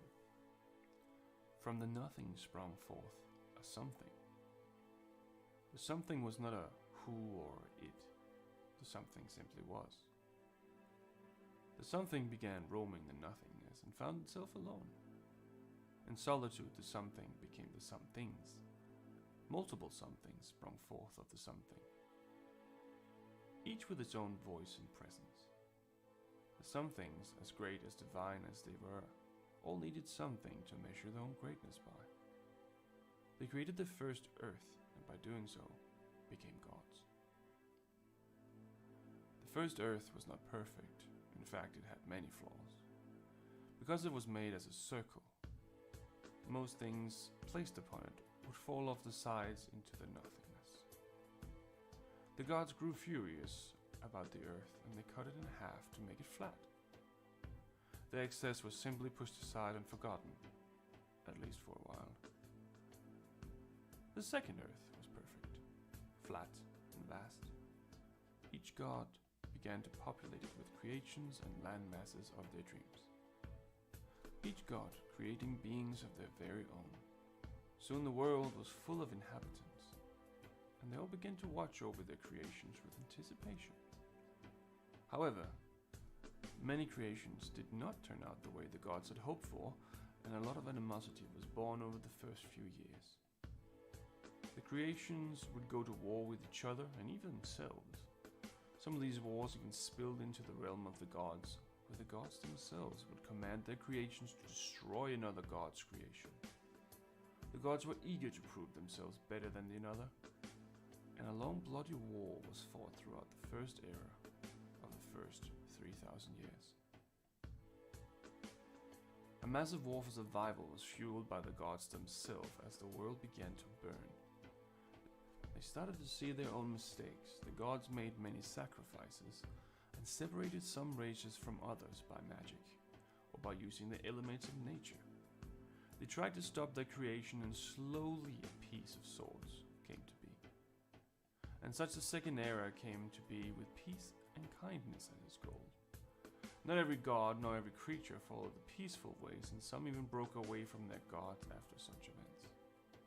But for now the god wars were over, having successfully separated their creation to an extent, minimizing the overall doomsday and averting full chaos. For almost another 3,000 years, the races had been completely separated. The gods had made a plan. The God Gate, located now in the Kingdom of Quill and where the borders of Okoralan is, had been inscribed with one of the family's life forces, the Karameshi.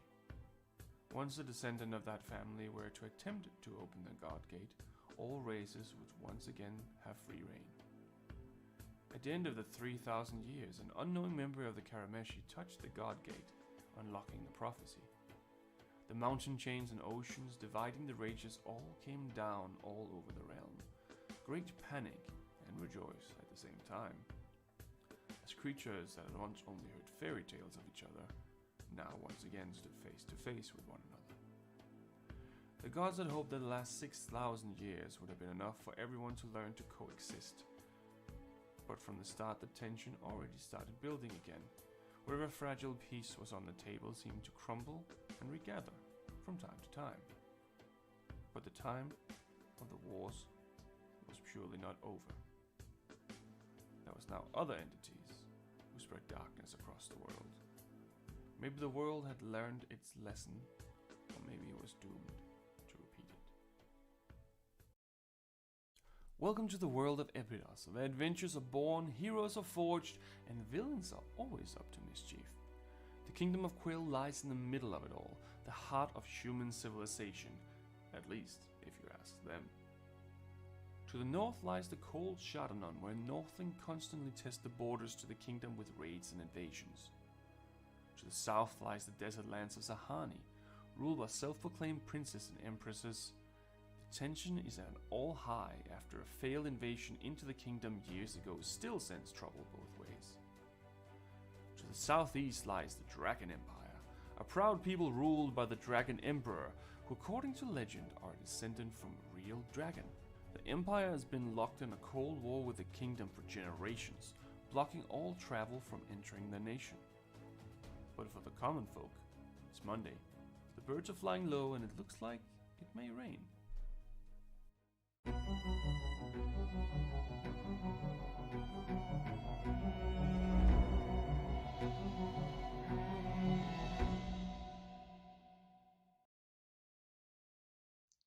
Jhon Ordenfall spent his childhood on his family's farm, just south of the Duvet Forest. His parents, Durlin and Macy, raised him well, teaching him what he needed to know to one day take over. Financially, they did quite well for themselves, carting their crops to nearby towns and cities for sale, although the frigid weather that often surrounded their home did not make it an easy life. As is the case with most youngins living the farm life, Jhon eventually sought to see what else the world had to offer, and so he left in search of what opportunities the neighboring city had for him. It wasn't long before he realized the city life was not his to live. The boy who left, though, had become a man, and the man had met a woman, a blacksmith's daughter by the name of Cerithia. They fell for each other quick, and before they knew it, their love blossomed into a marriage and a son. The son they named Durlin, after Jhon's father.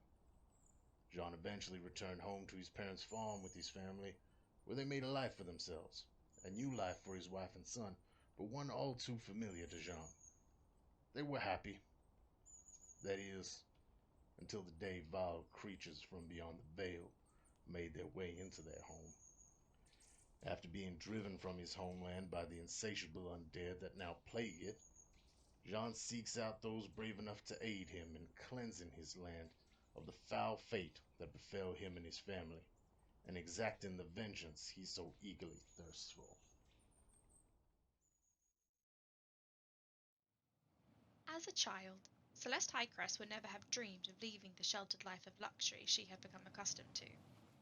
Born to two noble parents in a land far beyond the Veil, Celeste's childhood had been fraught with expectation. Her father, High Archivist Saran Highcrest, had set high standards for his two children, and the elder of those two elves, Celeste's sister Cressida, had surpassed all of them. Cressida had found her talents at an early age, her nose buried in books, and magic coming to her as easy as breathing. Celeste, however, had struggled in the shadow of her sister's success for as long as she could remember. Never quite meeting the expectations of her father, and always the object of his disappointed glances. When the two elves came of age, they sat the entrance exam to join their father at the sanctum, to become mentored under his tutelage and scribe ancient texts in the archives.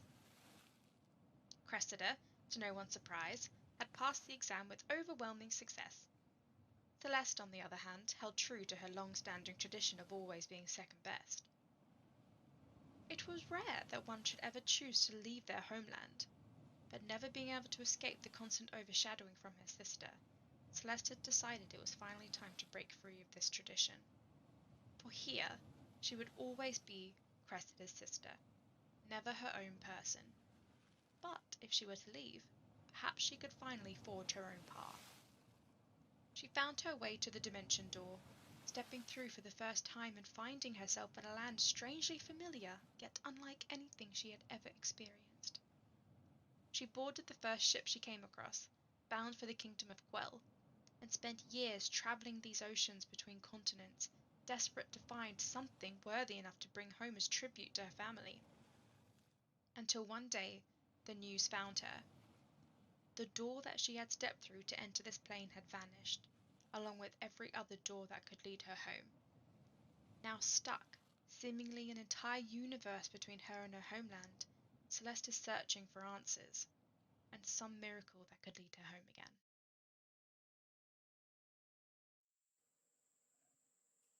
A young half-elf, Tam grew up working the land with his father and learning herblore and healing from his elven mother. After a horrible childhood accident, he swore he would avoid violence unless he had no other choice. When the war came, like every Corthan for generations before him, Tam enlisted to fight for his king. During the bloody battle for King's Helm, Tam's selfless efforts to heal his friends caught the eye of the celestial Aethia, and she became his patron, giving him the gift of celestial healing. His courage in battle did not prevent him from drawing the ire of his superiors. His compassion was blind, and he would heal all in need, even the enemy. After the end of the war, Tam worked as a healer in the villages outside Crackvolm, hoping to save enough money to gain entry to the Healers Guild. After a series of unfortunate events, Tam finds himself in debt to a very wealthy and very criminal cartel boss. Pinned between his compassion and his new master, Tam tries to make the best of his situation, dreaming of a day where he can live his life in freedom.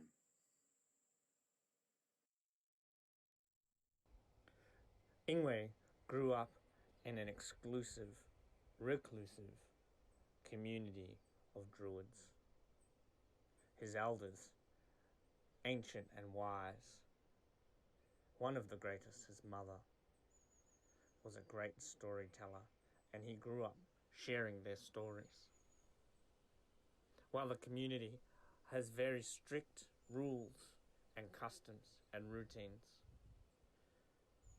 each member is encouraged once in a lifetime to travel out into the world and experience the trials and tribulations, bring back their challenges to share, and to tell the story of the world.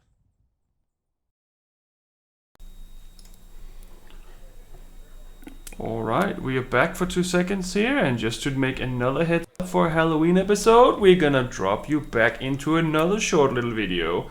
So hang in tight and see you in a little bit longer.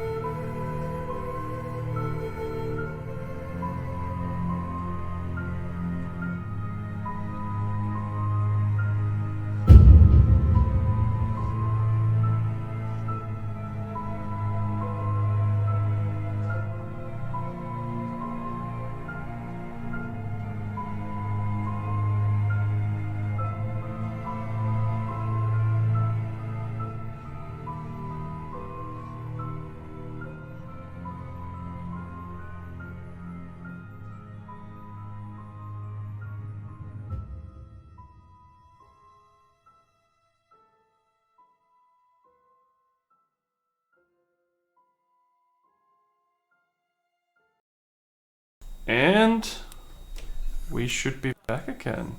That was just another additional commercial, so you can watch our spooky Halloween episode. It's fun. It is good.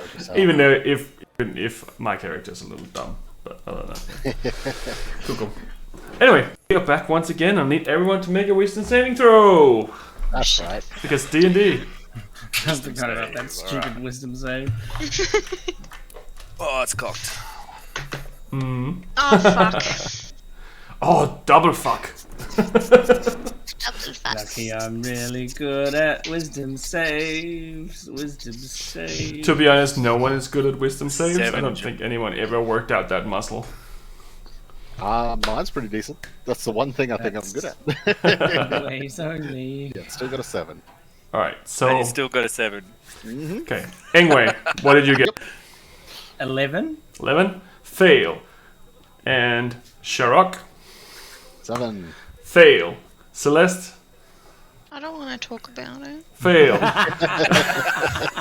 Tam? I rolled a 16. 16. You succeed. Again, baby. Again, that's right. I got a natural 1. Oh, that's bad. Alright. Sorry, I got a 12. Still fail. Yeah, that's right. Okay.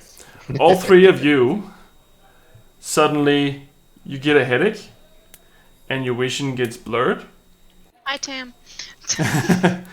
And what you see is, the first thing you see is hooves, or some creature with hooves, like reddish hooves. And as you kind of focus a little bit, you see this demon-like creature, but it's shackled to what looks to be like a black rock. And it keeps trying to pull, and eventually it's like it's looking straight into your soul. The keystone has been activated, and it breaks the chains. Then you fade to another image. You see this creature in the water. Suddenly, a giant eye wakes up.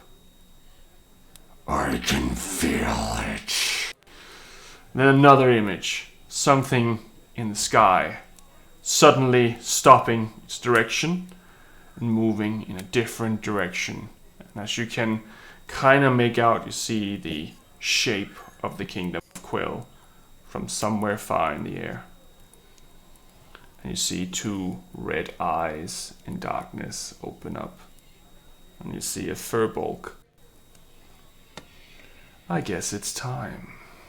I've been waiting long enough. And you fade back to where you just were. Tam, you just see them sewn up.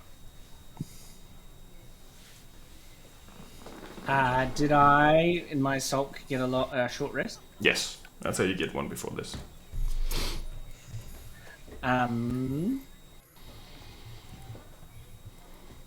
But Tam, you did feel a strain coming on that you fought off. And then I saw those guys zone out. Yeah, they just blanked. Celeste, Jhon, Ingue. Hey. And I shake Jhon. Jhon, Yeah. what happened? You guys were gone. You were gone. I don't know. I got this real bad pain in my head, and then flashes of images. Images? Images of what? It was. There were these hooves, reddish, and some creature of darkness by a stone. They yelled that the keystone had been activated, and there was some giant eye in an ocean. Celeste, what did you see? Did you see the same? Yes, I saw the same, and saying that giant eye was saying, I can feel the keystone, and then we were shot up into the air and looked down, and you could see the kingdom, and from the darkness there were these 2 glowing red eyes and what looked to be someone who looks like Ingue, saying it's started. Ingue, did you see the same? I saw the same. Oh my gosh. This is verbal business.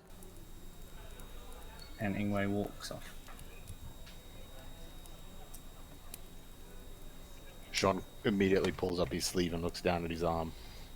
As he sort of snaps to realization it might be related. It has not grown. Ingwe, wait, where are you going? Ingwe. Ingwe takes the behavior of his two male role models and continues walking to the furbolgs because it's furbog business.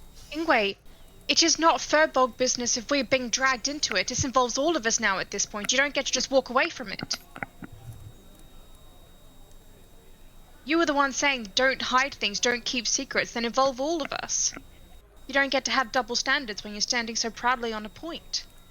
You can come. She'll walk off after him. As you walk outside, you can feel tension in the air. It's like when someone's just had an argument and it ended. You can kind of feel the tension in the air. And then you see the sky full of birds. And they're all leaving. They're all going the same direction. And then Which you direction? see they're all going south. It must be winter. But it is in fact getting into summer. You see bats and you see other winged creatures. They're all leaving. All of them. What about like insects and squirrels and like, is it the rat plague? Like, is it? You see insects just leaving as well. You don't see any squirrels which is where you are right now, but you definitely see everything with wings that you can possibly think of is leaving. So night creatures are leaving during the day, is the point. Yeah. Jhon's immediately gonna make his way over to his weapons that he dropped earlier outside and recollect them before continuing to follow Ingwe and just keep an eye out for anything that looks like anything from the flashbacks or anything of that nature from those visions. Yep. You don't seem to see anything that reminds you of anything, but you did vividly see the area of the Kingdom of Quill in something's eye. Halfway to the furbolgs, Ingwe will be really glad that all his friends followed him, even though he was being a sulky dickhead. And he will stop and in his best, like, stoic Jhon, like, turn around and be like, I really appreciate you following me. Thanks for coming. I need to talk to the others. We're in this together now, Ingue. Something joins us, and so we're here with you. You have my axe. You have my elf eyes. And my sword. My fireball. Campaign 2 is going to be great. Can't believe it. Oh, it's a quick one. It's only 8 episodes. Next one's going to be a funeral. Yeah. You make it up to the fur box, and they didn't seem to.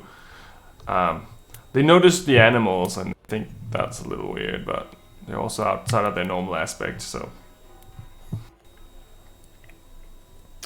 I will walk straight up to Akaran.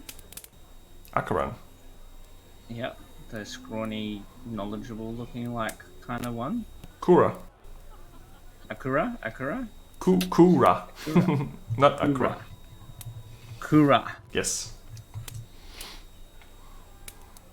There's something major happening, Kura. Yeah, it looks weird. I don't know what's going on with all these animals.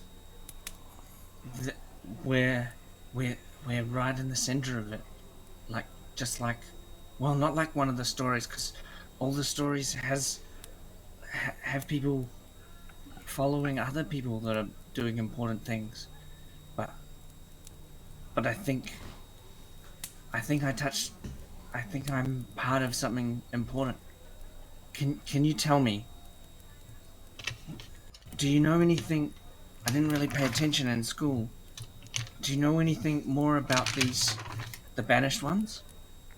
Just know that they used magic that weren't really supposed to be used, and they got exiled for it, and I guess that's all I really know. It's not really been talked about much. I found the symbol of Vecna. Oh, And I'll show him the symbol. that's pretty bad. That I know, we learnt about it, but the exiled one's different. He had the symbol of Vecna, and I don't know much about that. I just know that it's scary. And then I'll turn to Jaina, and I'll say, you were always the one that wanted to be someone. What do you mean wanted to? I was still gonna be someone, buddy. Yeah, this is the something. You can be. You can be the story that they talk about for generations. I plan Something's to. coming. I plan to. What are you talking about, anyway? Well, did you hit your head? No. I told you the story about how we met these guys. Well, Celeste. Oh, look, there's Celeste now. Celeste touched something called the Keystone, and now we keep getting visions. Did you get the visions? What? Well, you had to be there. We had visions of the Keystone, which has released the, I think some sort of god or demon or something, and also some sort of follower of Vecna, but also there's furbolgs helping them. They weren't just guys. They weren't just people that didn't want to live there. They were actually people that wanted to do really bad stuff. Oh. Sounds pretty scary. I guess we should try to stop them then. I mean, I don't really know if I can. We just came out from home. And we should let the elders know. Someone needs to go back. Well, then we kind of can't come back though.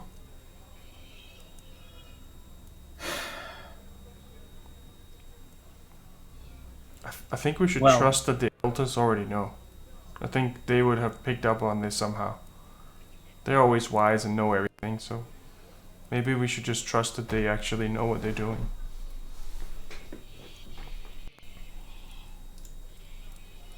If they don't know though, because we can't. We did it. My friends and I did it. We Celeste touched the Keystone, and they don't know because it started now. This is the early warning. But if you look at that up there, I'm pretty sure that they're gonna see that. Okay. But I don't think any of us want to give up one journey outside of home to go back and tell them that something bad will happen. If I may for a moment, Ingue, did you also saw the furbolg in the vision, right? Yes. Did you I'm assuming you didn't, but did you recognize them? No, they're only stories. We've had. Do you know if would you recognize your father's father's father if you saw him in a vision. No, I understand. I just thought maybe there was something about them that could have caught your eye. Do you know if these individuals might recognize them, maybe from description? Maybe they're described a certain way in your stories, and it may be similar, ring similar to this individual. I will look to the group, particularly any of them, to see if anyone paid attention in school. So are you telling them anything about how this person looked, or what are you trying? If they, I'm gonna look for insight to see if because at the moment I've spoken to 2 of the 3 and got the I don't know what you're talking about. If someone gives me that, oh yeah, I really know about this story, then I will turn into the furball that I've seen. Okay. But I don't actually think that's a thing. None of them seems to have any response to what you're saying, like they know what's going on from what you've said, other than knowing of them. Mr. Jhon,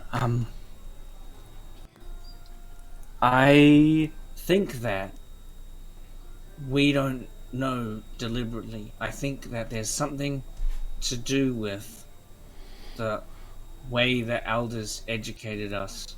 That means that if we knew, we would try. I mean, clearly what's happened is, like, if Jaina knew there was a thing that you could touch and it would start the most epic story. Stories are really important to our culture. And if Jaina knew that she could touch the thing to start the story, she would touch the thing. And Celeste has touched it. No, I understand. It's fine. I'm just concerned with everything going on. I'm just thinking whatever options come to mind. Well, the most obvious option, which is a big one for me, is to go home and talk to the elders. But if I go home, I can't come back. Ingue, So, why are your friends here? why are my friends here? Same reason I'm here. No, why are they here? We're just playing a Right joke here on in this Ingwe. place. But why are you still here? Well, we were waiting for you guys. But I from asked what? them I asked them to join the ambush on those dudes that have gone. We should go, and I'll pull out the map. But from what I've heard from Ingwe's tales, you are out here in the world to find your own adventure and story and bring it back to your tribe. Yeah, we are. So, why have you come together? Well, we thought it was like, safety in numbers until we found a cool story, and we kind of go onto our own thing. Like, But what if you all came across a really awesome story together? Who would get to tell it? Who would be the one to own that story? well, we all technically would. We would just have our own version of the story, I guess, and try to be the best storyteller to try to recite the story. So you would share it. Yeah, but that wasn't the plan. This was just a temporary thing anyway. But we How only did you been out find here us? for 3 days, I think. How did you find us? Well, we were just traveling together, and then we saw Ingwe, and then he met up with you guys at an inn, and we thought that was interesting. Let's play a prank. So you've been following us for Yeah. the past 3 days. Yeah. We've been following you for 3 days. And so you didn't think to jump in and help us in any of the dire circumstances that we found ourselves in previously? Oh no, we weren't downstairs. Like, we weren't following you. No. Like, we weren't that close. We were just kind of following your scent. What about from Calencourt? Well, just slowly traveling around the ridges, keeping an eye every now and then. So you are following Ingwe's story then, rather than forging your own? Well, you were on the way into a place that was supposedly attacked by plague, which is obviously not the case. So we thought that was a good place to start a story. But Yeah, Ingwe's story, because you're following him. Alright, I understand what you're saying. Yeah, I understand. Yeah, but you have to understand, we've been in our community for a long, long time. This is the first time we're out. Yes, I do understand that, and I suppose that it would be difficult to part with one another if you're familiar and scared of the outside world. Well, getting accustomed to some of the normal things together, and then we'll go do a thing. Right. I just wanted to make sure that I understand your motives correctly. It appears I do. So. Right. But I do think we need to be going, because I'm not sure I want to stay around here anymore. And I'm not sure I truly believe what's really going on is that dire. But it's for everyone else to believe, I guess. Well. I think you should stay, guys. I think this is the most important thing that's going to happen in our age, and I think you should help me to solve this problem. No, I think your friend was pretty clear. Like, this is your story. We're gonna go and do our own thing now. Thank you very much. Come on, guys. Let's go. Starts walking off. This is more important than stories. Being so jealous.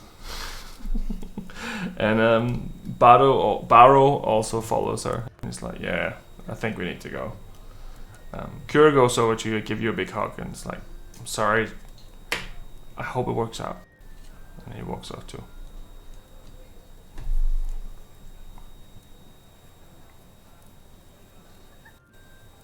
After a little while, they like that for disappear. Like while they walk away, I'll just be like, "But this is more important than."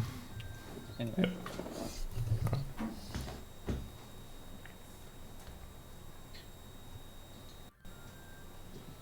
Do we have a way of contacting someone from far away? Not outside of each other. Unless you want to write a letter, send it with a courier. Don't know if a letter could reach what I'm looking for. Mr. Jhon. There's a spell that can do what you're saying. I've just checked and I haven't figured out how to connect with nature in that way yet. But is there a person that we've met that it's easier if I've met them? Not yet. Not yet. If you tell me their story, when I figure it out, I'll be able to talk to them. When you figure it out, I'll tell you their story.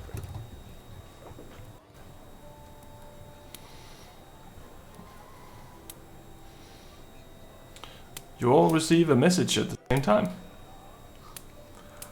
Speak of the devil. Hello, my friends. How are you all doing? I hope you're all okay.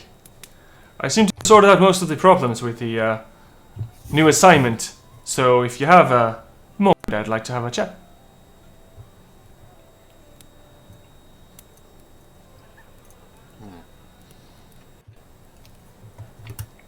Where would you like to? Where should we meet you? Well, I can come to you if you want, or we can meet in Collateral. That's the closest place from here, I think. Yeah, if you could come to us, we're at Killing Court, Broken Bridge. Killing Court. Broken Bridge at the moment. We're at Broken Bridge. We're at Broken Bridge. Meet you in the tavern. There'll be no one there. Alright, see you in a few minutes, I guess. Ingue, can you change into anything large? Like, something large enough to reach me up and to get that gentleman from the stake up there? I boxed these crates on top of each other. I was standing up there earlier, if you want to climb. I can only turn into things that people that I've met. Have you turned into anything larger than Jhon? The spider, the wolf, the horse. Okay. Alright, let's try the crates. Jhon. What? Yes, sorry, Ingue. What? I mean, I could just... In some cultures, burning bodies is an acceptable way to to honor the dead. Yes, of course, and I'm sure in some cultures it is. But from my understanding, in this part of the world, can I roll a? Can I? Do I know whether they bury them here or whether they burn them or? You know that they usually bury them. Yeah. So yes, Ingue, I know. I've heard stories of burning bodies, but here in this part of the kingdom, the custom is to bury the body, and besides, I'd really rather if we could get it out of that tree. It's rather disturbing, and I feel vaguely undignified for the person who was that person. Well, Mr. Tam, if you're gonna, this priorities are so confusing with you people. if you're gonna prioritize that man, there's another. What's the number? I would know the number of people that are in the well. There's another 67 in the well. I offered to 35-ish. There's another 35 in the well, and they also need to be buried. So, do you want to start with them? We'd best start. Well, actually, I'd probably rather start with the gentleman hanging in the sky just above us. Then absolutely, I'd like to go down into the well, and we can see if we can't get some of those bodies up here, and I can get busy with a shovel. So, Jhon, can you hold the crates for me while I climb up and try to get this gentleman down? Yeah, sure. Thanks, buddy. Ingue, can you catch me if I fall? Sounds like a song. So I'm going to try to climb. You said it was like 10, 15 feet up in the air? Yeah, 15. And Celeste has stacked the boxes, say... She could reach. 6 feet now? She could reach for that, okay. yeah. Okay, so I'm just going to get up and try... What is he impaled on? A wooden beam, like a beam of a house, has been thrown through his chest and into the wall. He's impaled into the wall of a building? Yes. Of the mill. Of the mill. Okay, well I'm going to try and... I believe, yeah. I'm going to...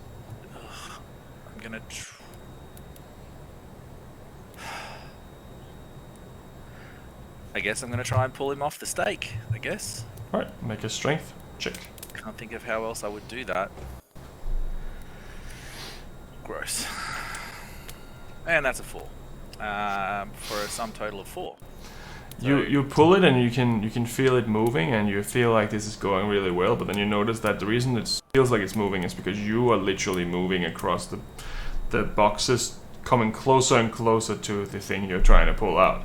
You're just pulling yourself closer, you're not pulling it out. Mr. Tam, I've got the solution to your problem. Let me get up there. Help me up. I'm not very... I'm going to pull out my butcher's cleaver, and I'm going to cut the man in half. Because he's impaled, right? So I just like... And there's 2 pieces of body. It will take you a little bit though. It will just be chop chop. It will be chop chop chop chop chop chop chop chop chop, and then the other side. I'll probably let him get the first swing, and then I'm gonna stop him. Like, this is that's macabre, and disrespecting a corpse. Tam's probably not gonna go in for that. What? What's disrespectful? You want to get him down? We can't get the beam down. You don't want me to burn him. Do you want to bury this man in the ground?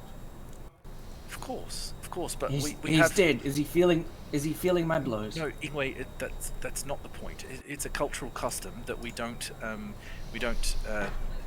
mess with a corpse. Can you explain to me what's disrespectful about getting him down from the post?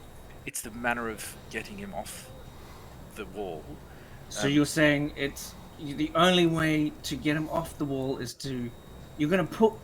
I saw you. You were sliding him along the post. What? You were trying to slide him along the post. What's the difference between sliding him along the post and releasing him from the post? Okay, Ingue, look. Tell you what, I won't even cut him all the way in half. I'll just cut this half, and then he'll open like a box, and then we can take him off. Do you know what, Ingue? It's been a long day. If you want to chop this man in half, go nuts. No, I'll respect your sensitivities. I have no desire to fight with you just before I'm about to dig 37 graves. So you get this man from the stake, and however you see fit, and then I will bury him. And did any of you guys see the graveyard around in your movements around this area? Celeste walked out as soon as Ingue got up there with the butcher's cleaver. She just took one look and was like, Jhon, have you seen a graveyard in your travels? BM, have I seen a graveyard? Yes, there is a graveyard indeed. So I'm going to jump down off the boxes, consternation on my face. Ingwe's up there with his cleaver, going to town on the captain. I'm going to go to the graveyard and start digging graves. Right. Until Baal gets here, I'm assuming. So do you continue with what you were doing? Yeah, so I'm only going to cut one half of him so he opens like a box and then falls. Right. Rather than both halves. He comes off the hinges and he eventually falls off. He's a bit stiff now. So do you carry him down, or do you drop him off the side of the boxes? He's just a piece of meat, isn't he? Like. So you just let him fall down off the boxes. Schlock. As he sort of hits the ground, you see Jhon sort of like snap out of a distant stare and sort of look over and look up at you. What's happening?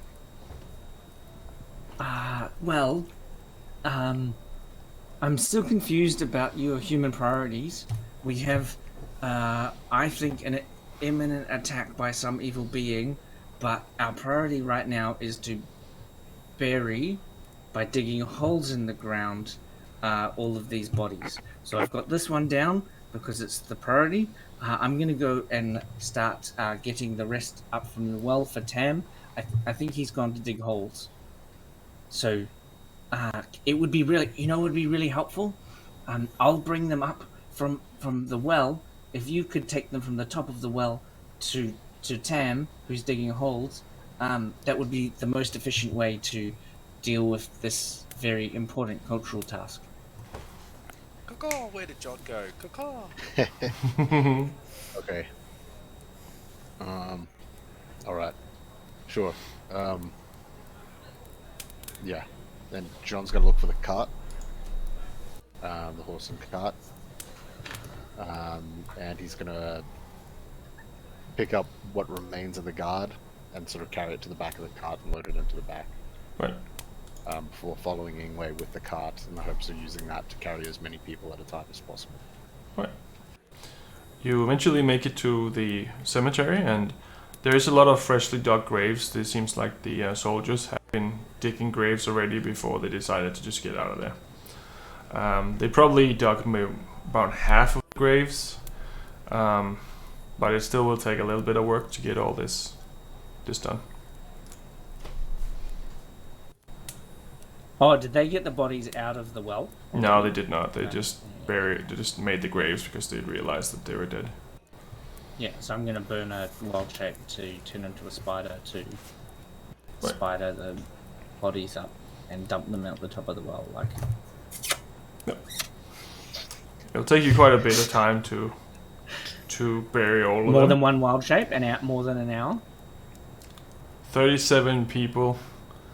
I mean, I'd say you can probably do that within an hour, I think. If you're just lifting them up, you can probably even carry multiple, because you're probably quite strong as a spider, I think. So yeah, I'd say that's fair. You can probably even whip them and then drag them after you, like Santa Claus. Yeah, I'll burn all my whips. Don't shake your head at me, Laura. I wouldn't though. After the wolf incident, I wouldn't burn a second wild shape without a rest. So if you were gonna make us, it would take 3 hours. Like I would rest. Nah, I'd say it's an hour is probably gonna take more than fair. an hour. It's gonna take 4 hours rather than 2 hours. Right. While you're going through all of this, Baal does show up. He walks out of the inn and comes towards the cemetery, realizing that you were not where you said you were going to be. Hello. What seems to be going on here? That's quite disturbing.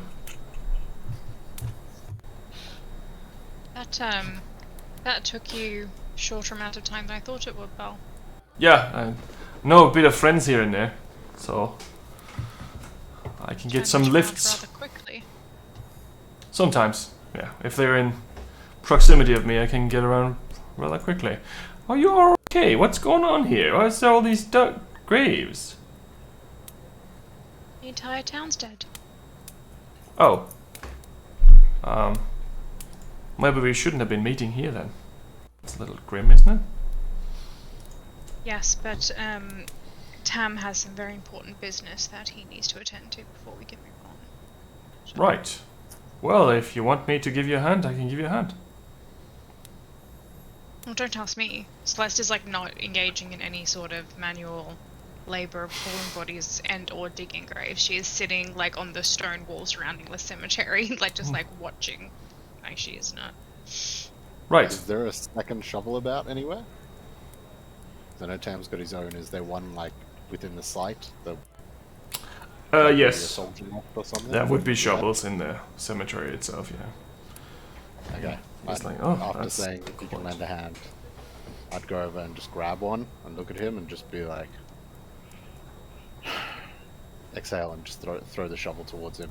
Right. Well, let's get to it then. He unbuttons his shirt and kind of puts the arms up and make sure he doesn't have anything hanging out, and then he just starts digging. And you do notice that you have quite a bit of tattoos. And they kind of, when the light reflects off them, they kind of shine a little bit. It's a little odd for a tattoo, but he does have a few of these tattoos winding around, like, what do you call it, like going around his arm, like a sleeve, and they reflect in the sunlight. But he starts digging, and then you can see his little golden tooth come out once in a while when he's doing that. It's like, it's been a while since I did some manual labor. This is actually quite hard. Seems that we're the agents of action and the cleanup crew. Right. Well, I didn't tell you to go here, though. That's, that was on you, Soph. Just What? wanted to help. Much appreciated. I'm sure these people would appreciate yes, I'm sure this. they appreciate it very much. I'm sure they would if they knew. I mean, depending on what you believe in, of course.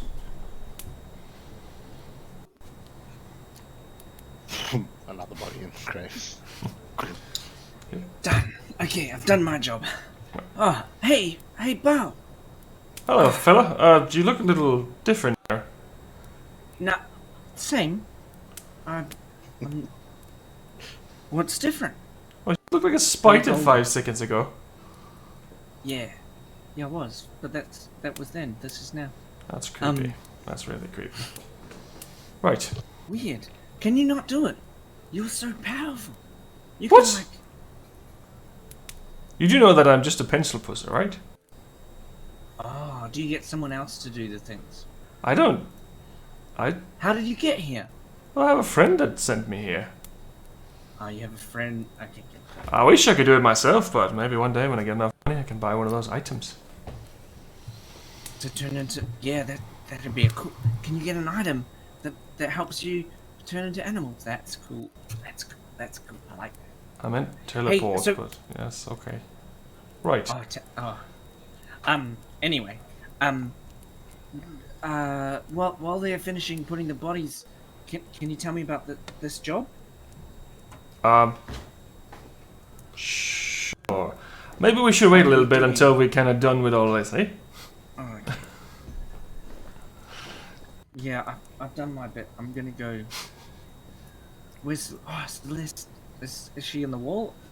I'm gonna go to the tavern. Do you want to come? I'll just, Yeah, wait I'll for come them. with you. I'll come in whenever we're done with this. We could use a drink. Hey, I think that we drink free tonight. Oh, that's grim. It'll take about another hour or so before all the bodies have been properly buried, and you feel confident that no animals would get to them from this point. So, good day's work, but also pretty rough. And eventually, the last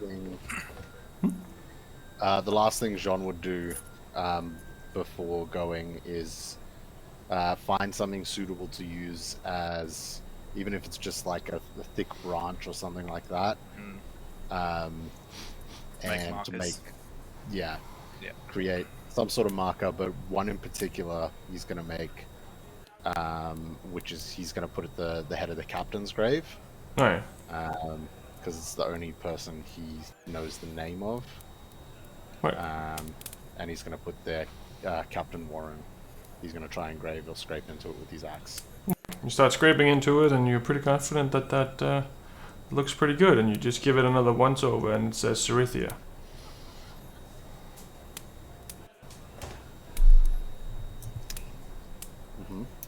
Hang on, what? And you blink, and it's gone. Oh. Sean's losing his marbles. Oh. Doesn't say anything. Just gets up. What? And just What finishes. do you mean he helping doesn't with go, markers. oh, this changed into Cerithia for everyone to hear? No, unfortunately not.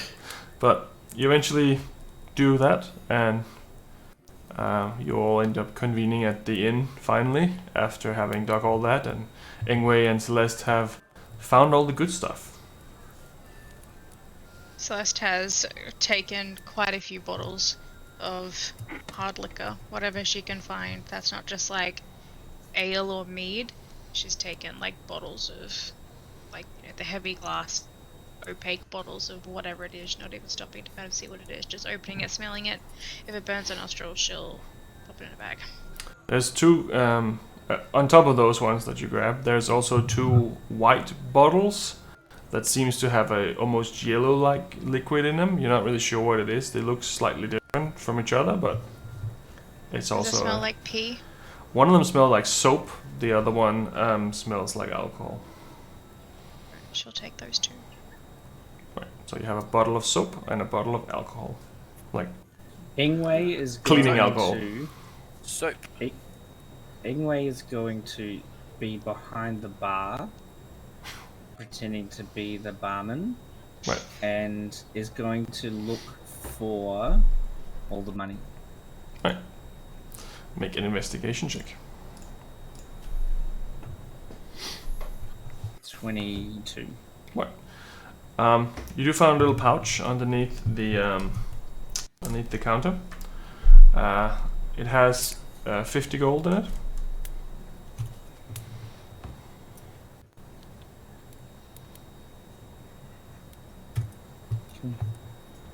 In the till? There's no till. No. Yeah, I understand. Yeah, so.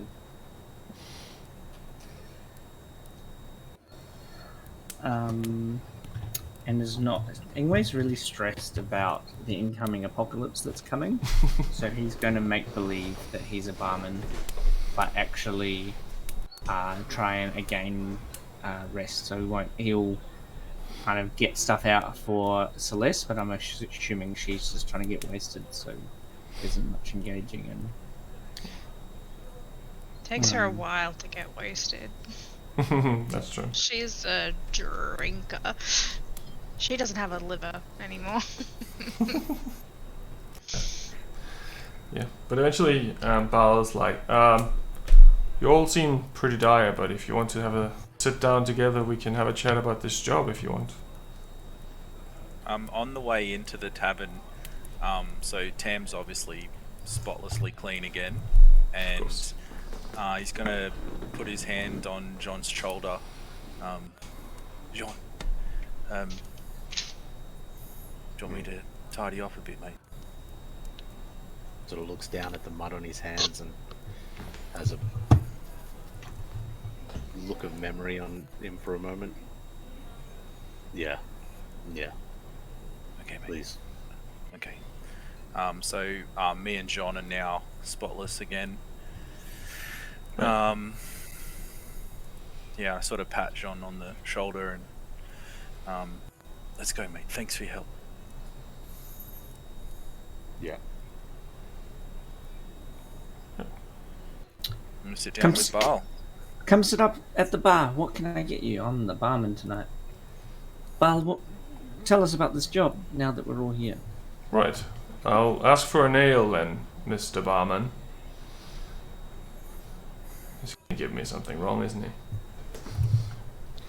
Probably. Right, so I have this job because there's this event going on, as I talked to you about.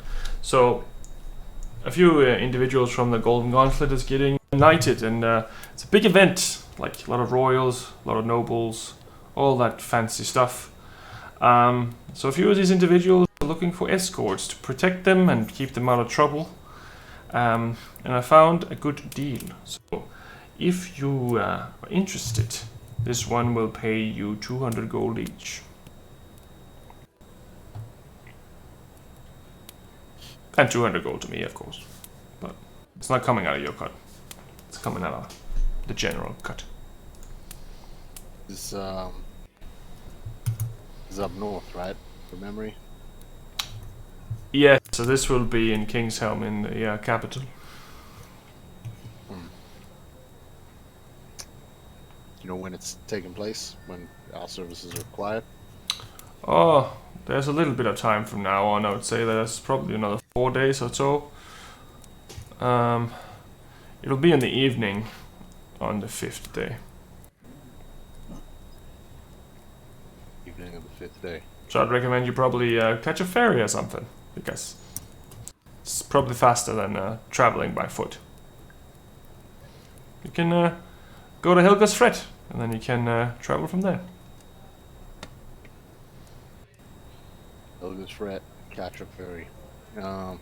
Yeah, so I have 4 individuals here that's going to need an escort. You can each pick one, I guess. So first off, I have Klaus Oranger. It's one of the noble sons. He's 10 years old. He's going to need a bit of a maid, babysitter, for this event. So whichever one of you would want that, that's up to you. Next up we have Valentina de Karameshi. It's a bit of a fancy one. Young single lady. Maybe that one should go to Tam. Or maybe it shouldn't go to Tam, depending on how well connected she is. We also have Fringe Fire. I'm not quite sure why he got invited in the first place, considering he's such a grumpy old dickhead, but he is there nonetheless, and he needs an escort so he doesn't cause any trouble. And we have Lorian Sal Santos. It's a half-elf. It's a bard and a troublemaker. So, as you can see, some of these individuals haven't been made aware that they're going to get an escort yet. But, later. So we're each going to be taking our own. I assume, are we going to be escorting them in their own transport? You are to arrive at their individual locations and then transport them to the event. And then from there on, be their escorts during this ceremony until they leave. Once they leave, they're no longer your problem.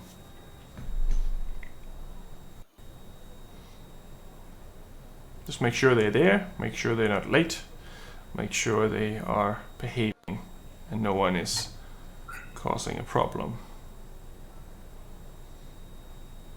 Are they you said they're in their individual houses. What? Are they located close to each other, the houses? Are they in the same town or same city? Oh, they will have temporary accommodation inside King's Helm. These individuals are all very rich for various reasons. We collect them from their from their residence in King's Helm, Yes. and then take them from there.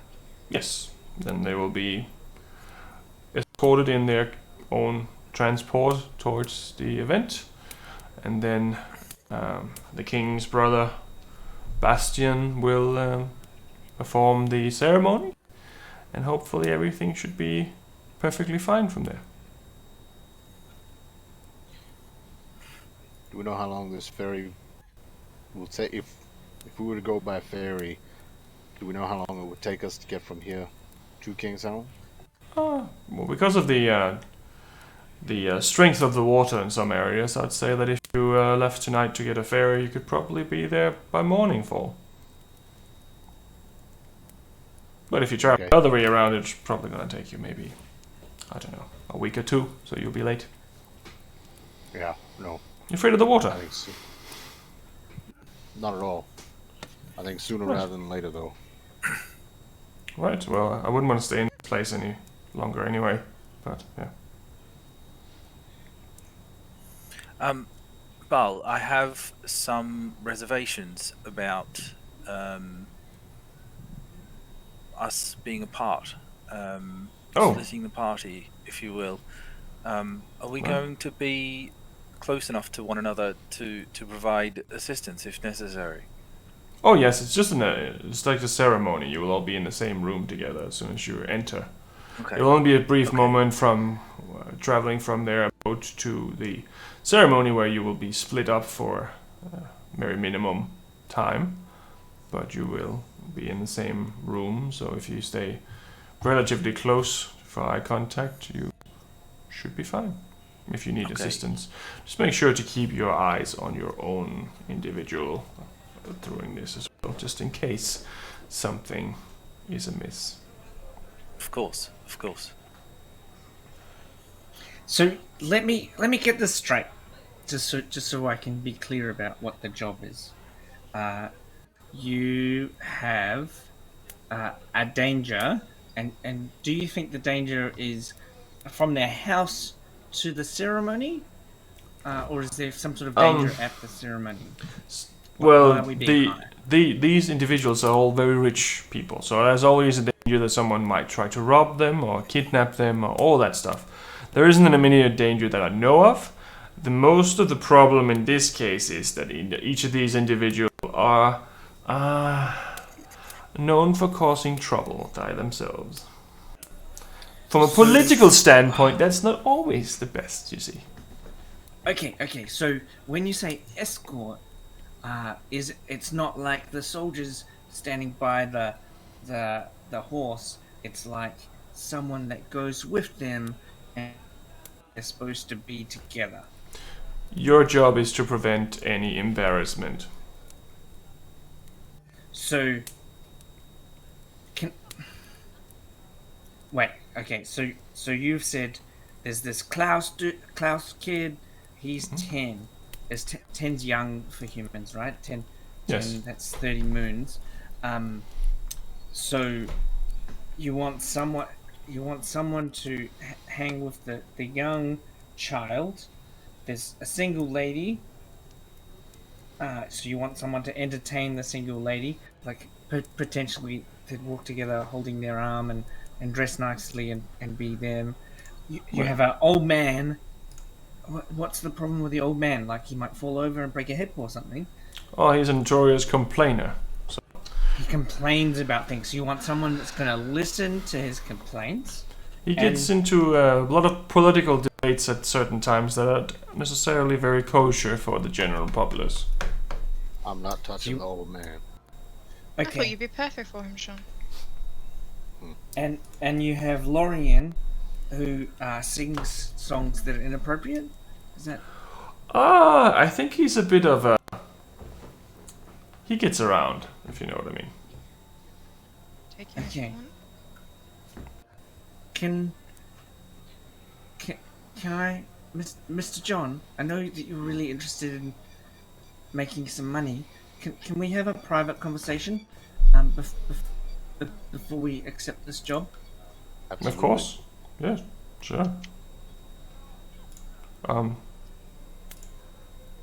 We'll there's an upstairs area to this inn, right? Yeah. Memory, Yes. with the rooms and that. Yes. You had your own rooms up there. Should we head upstairs and go have a chat there before we accept? Well, if you want to, I can also leave the area. I need to go for a little walk anyway. Stretch my old legs. All right. Right. Here. Gonna pull out the sending stone. I know magic takes a little out of you, and I sort of look at Ingue, trying to make sure I'm getting that right type thing. So why don't you hang on to this, just because we don't know if there's anything else out there in the town. So you just call through it if need be. Sure. And I'll collect it from you later. Right, I can cast that spell, but I'm not really like well versed. Sure, yeah. But Ingue I will started keep on to it for now. from Yes. the- Right. All right. On his way out, I'll grab his arm and say, "That belongs to Jhon. Make sure it returns to him, please." Well, I mean, technically it belongs to me. But yes, you're correct. When he walks off. All right. What did you have in mind, Ingue? Well, I know this is a tiring conversation that we've had every day for the last 3 days. But I'm very confused about how we make decisions about what we're going to do. There seems to be some sort of like toxic masculinity thing about having this secret men's business that you and Tam are into that I'm confused about. But it sounds like that's the most important thing to do, but you have to do it by yourself. Let's leave that most important thing aside.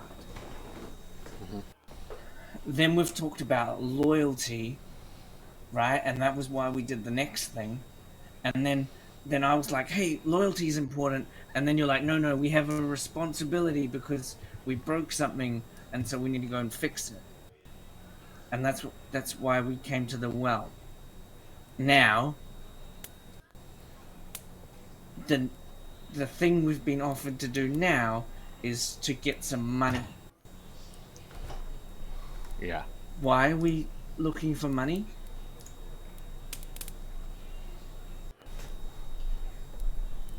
I don't know at this point. I need money for the I need money for my further studies. I need the money to get into the guild to be able to gain proficiency as a healer. How much money do you need? I need money as well. DM, how much money do I need? 5,000. I need 5,000 gold, actually. Okay, and Celeste, what do you need money for?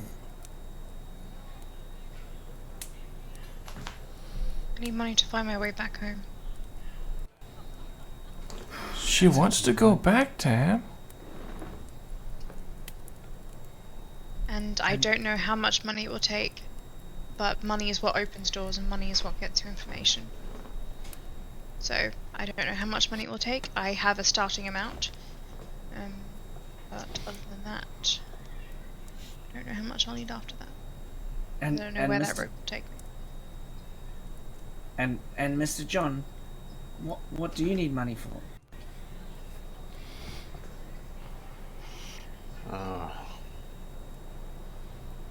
At this point, I don't know if I do. I need it for my family. I'll put it that way. And this job is tempting to me, even though I understand with the circumstances. I want to at least inform my family that I think something's going on. And my sister and my mother, they live in Kingshelm. Or at least last I heard they were headed there, so there is temptation to go, but the situation itself, I don't know, it's more dire than that, and if we can find the root of the problem and stop it, there would be no need to even warn them. But my concern is if we can't. Can I ask you something? Think? Yeah, sure, Celeste, sure. I'm just thinking, if we were to stay here, what would we do? Well, I think from your descriptions, I understand now why money is important.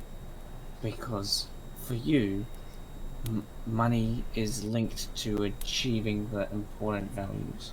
So, like, for example, under that counter over there, I found 50 gold. And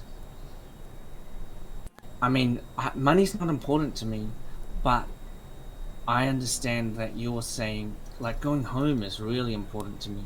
So if it costs me money to go home, I'd be driven by money. And saving my family is really important to me. So if it costs me money to save my family, then I would look to get lots of money. So I understand that.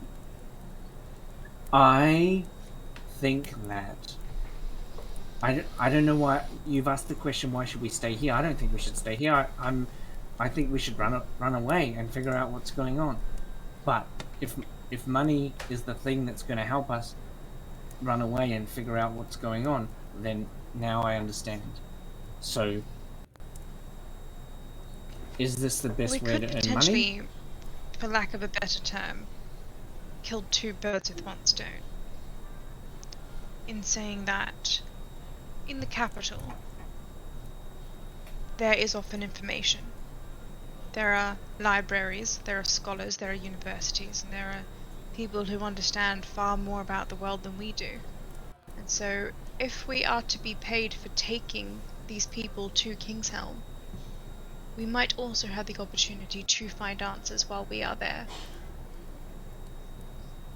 Just a thought.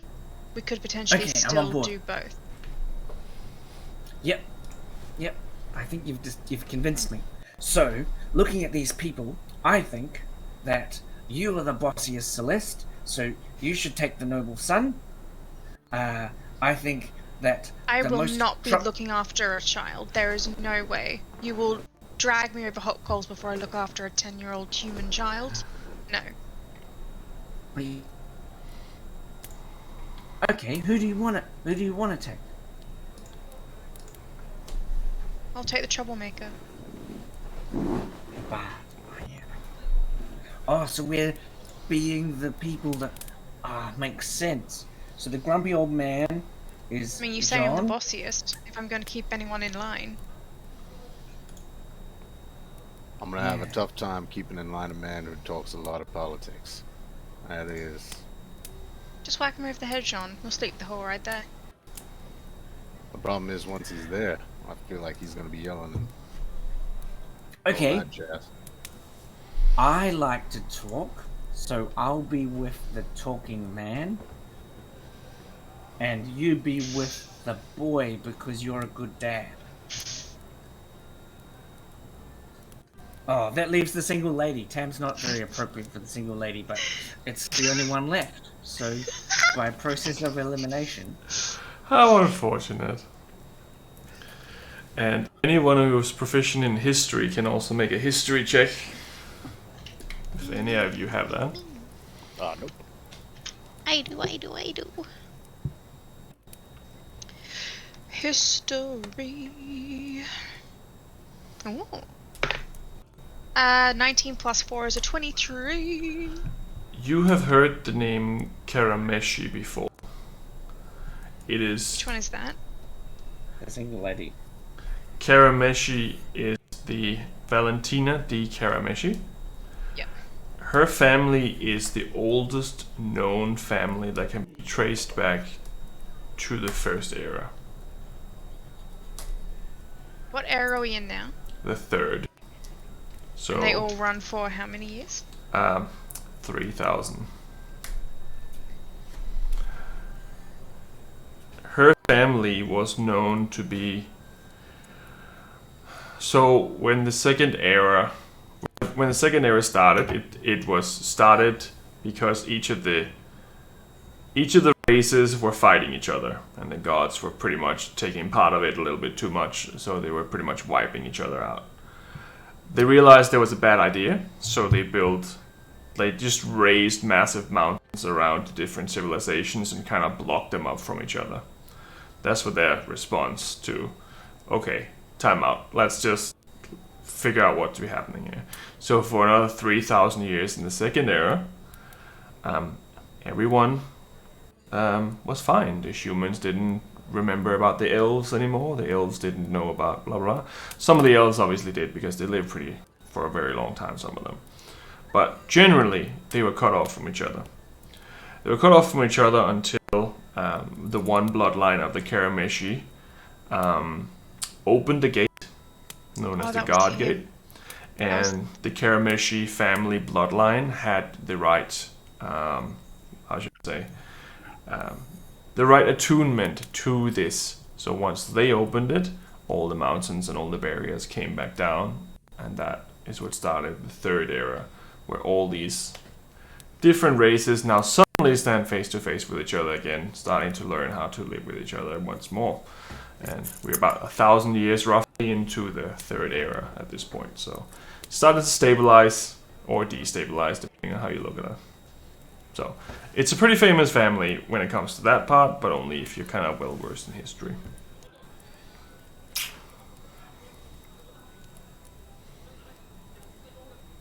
Yes.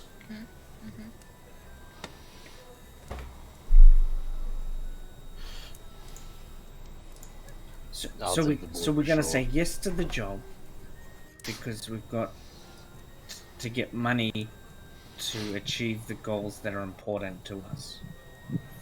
Are we committed? But also, Ingue, I think that, just like Celeste said, we're not ignoring the problem. We're not ignoring the upcoming apocalypse or whatever it is. But staying out here in the country is not going to get us any closer to a solution. Do you understand? I do. And so I think money's very important, but it's secondary. We can continue on our path and get money at the same time.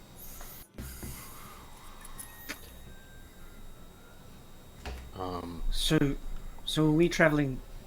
Even though it's complicated, are we traveling together? I know Mr. Tam and I mean, you're very similar, but you seem to not like each other, but you do. Are we going to travel together after this job? See what the job entails, but I do have duties I need to attend to eventually. I can't hang with us forever. Well, I don't know about you, but I really like you guys. I've had a blast. I don't imagine I'm going to get 5,000 gold anytime soon. And hanging around you, I seem to have plenty of opportunity for healing. So it really suits me to stay around. And Ingue, your incessant, difficult questions seem rather entertaining, really. Despite frustrating they can be sometimes. So I'm having a blast, and I would love to help Celeste try to get home. And even though Jhon hasn't told us exactly what he needs to do, if Jhon needs to help his family, I want to help. So yes, I would like to stay. I don't see any reason for me to leave. So yeah, I'm keen. I'll stick around as long as it's fun, and as long as I can help.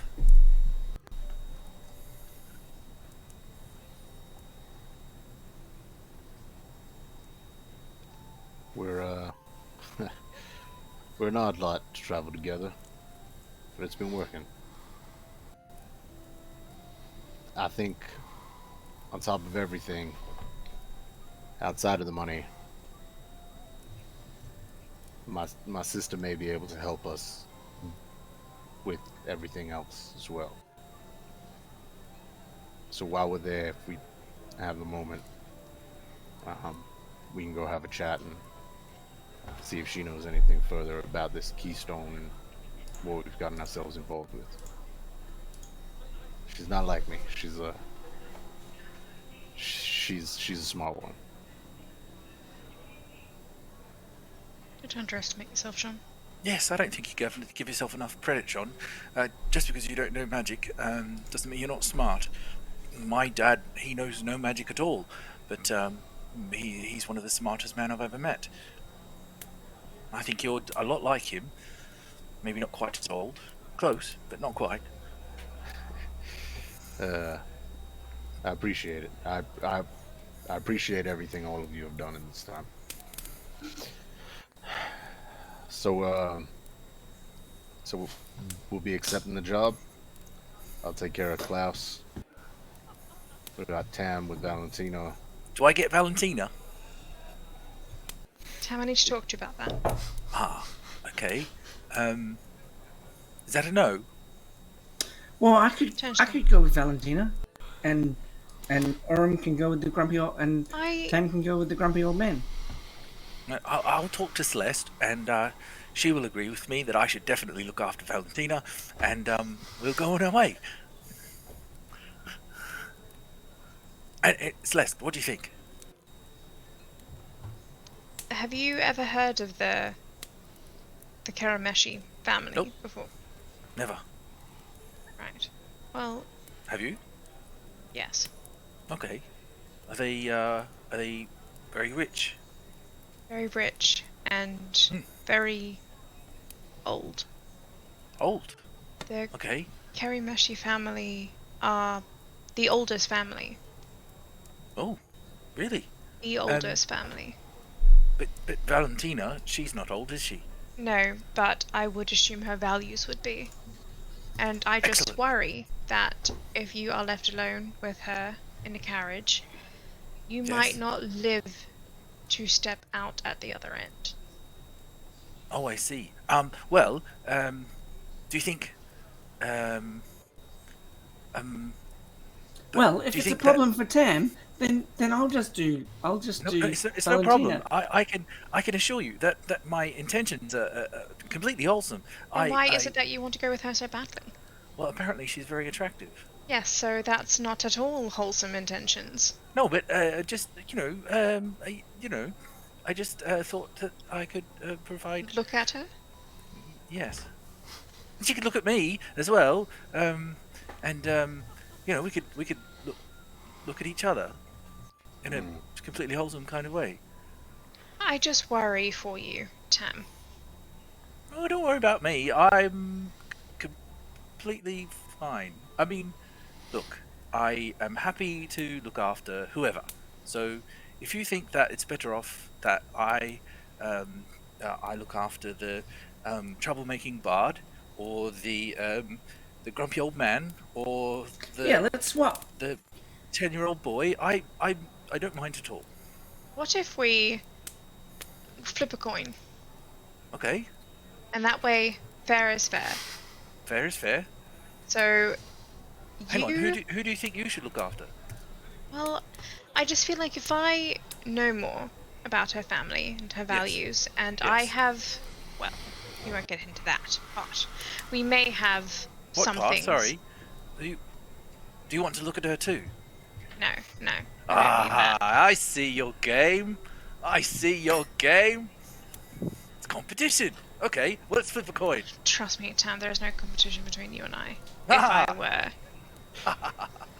Fantastic, I like this. Let's flip a coin. Right, Healthy so, competition. what would you like to take, heads or tails? Hang on, I will... Jhon, have you got a Wait, coin? what? Wait, why are we? Sure. Why are we doing a coin? Why can't I take Valentina? Well, Celeste wants Valentina. Can't you see? I don't particularly want Valentina. What, do you want to do you want to be in a coin toss as well? We'll do a 3-way coin toss. Ingue, if you want to be. I just feel like her family may be I'm just not sure how she would react to being partnered with someone who is not from here. In terms of, you know, if you were to stop and eat grass or something, I just worried, or turn into a spider, it might not leave the best impression.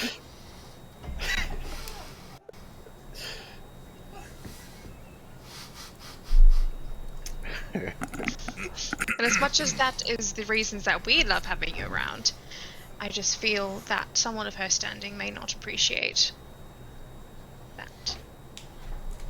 So you're gonna flip a coin? But if you want to be in on the coin toss, then...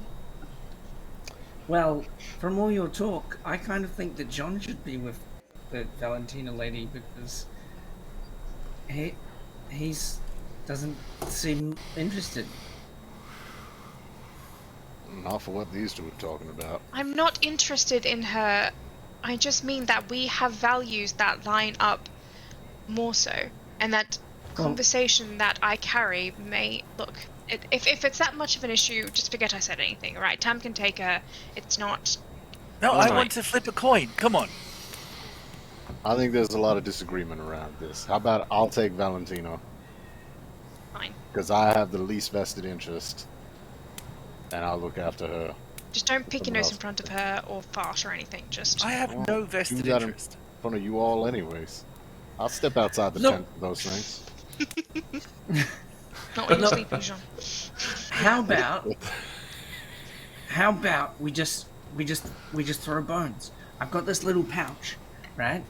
And it's got 4 different bones, and we assign 1 bone to each of the 4 people, and we just I'm not throw taking the bones. child. Can I have the bone that's for Valentina? I feel like this is by far the best dilemma I've ever put you guys in. It's the end of the world. Who wants the snot-nosed kid? And the ancient single. Okay, I see what you're saying. Flip a coin. Jhon the dad's happy to be with the dad. I like talking, so I'm happy to talk to the man that talks. You both like troublemakers and sexy ladies, so let's flip a No. Okay, I say, Jhon, you gave me a coin. Let's flip a coin. Let's go. D&D. So I guess if someone wants to roll a d6 and then Tam and I will either call odds or evens. Okay, you I've go. got a coin. So which one is the target? The target is for both of you to get Valentina, right? So you both roll a d20 and the one who rolls the highest gets her. Oh yeah. That might be the easiest way to do it. Can I add my persuasion modifier? Well, then I get to add mine. No. No. I got a 17. I got an 18. Oh. That's right. Fair. Well, looks like the coin flips in Tam's favor. Now, Celeste, what I think you should do on the way to the capital is I want to assure you that I have no intention of getting us all into trouble. I have no intention of upsetting the lady Karameshi. I think you could teach me something of your whatever it is that you're worried that I can't do. You can teach me. You're Not very that I'm smart. worried about what you can't do, Tam. I'm worried about what you will do. No, I won't do anything. I never make these things happen. They happen to me. I'm not responsible for what these ladies want to do. I'm just me. I don't know. I don't seek it. I just find it. That's what I'm worried about. Yes. Okay. What if I make a promise Right. that I won't take her clothes off? And not allow her to take her clothes off in front of you either. Yes. Okay. Okay. Tam, she comes from a very powerful family. Even if it's not for her to be worried, if it's not you to be worried about her, her family has a very far, wide-reaching influence. If there was one, okay, put it this way in perspective, just for your perspective. If it got out that, you had relations with her and her family found out, there would be no way in hell that you would ever achieve anything that you wanted to for the rest of your mortal life. You wanted to get into the Healer's Guild? No way. Absolutely not. They would take one look at your name written down on that piece of paper and say, sorry, no. I'm just looking out for your best interests. Okay, well, I won't do any of that stuff. Nothing. I will be a complete gentleman. How's that? Gentleman. Fine. I will be pleasant company. I will keep my hands visible at all times, like the Wiggles, and I will be above reproach, and I will entertain her with pleasant conversation, and I will be above reproach. What did you tell me about lying, Tam? Come on, buddy.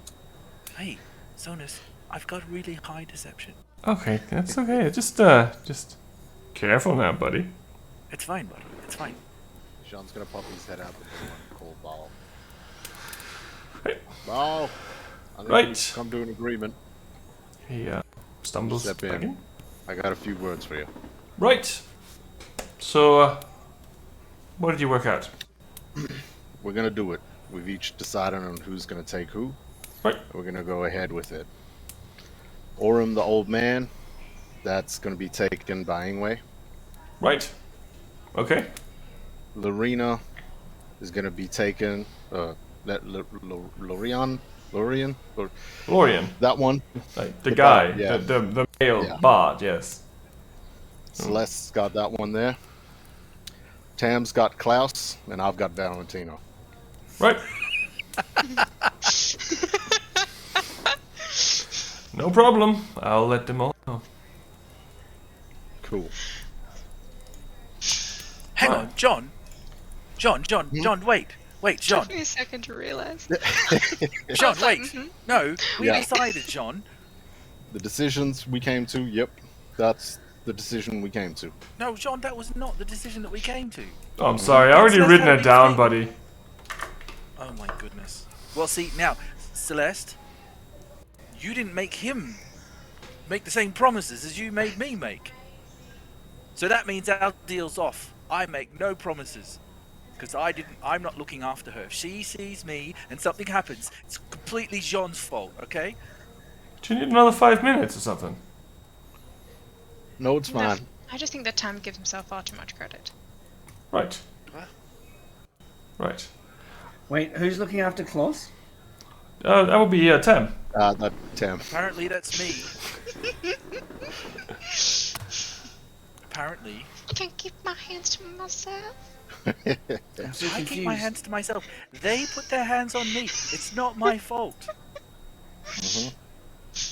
Right. I know that Oh. feeling. It happens to me all the time. In my Your hands will be dreams. full, Tam. You got a 10-year-old on your hands. Just remember, I'll be there too, in case you need assistance.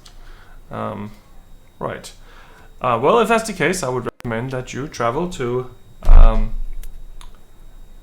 the docks further down, and you board a boat. Take you to Helga's Fret, and from there on it should be just 2 days travel or so. So, Baal, are you to be following... Are we going in a caravan? No, you'll be going on the boat.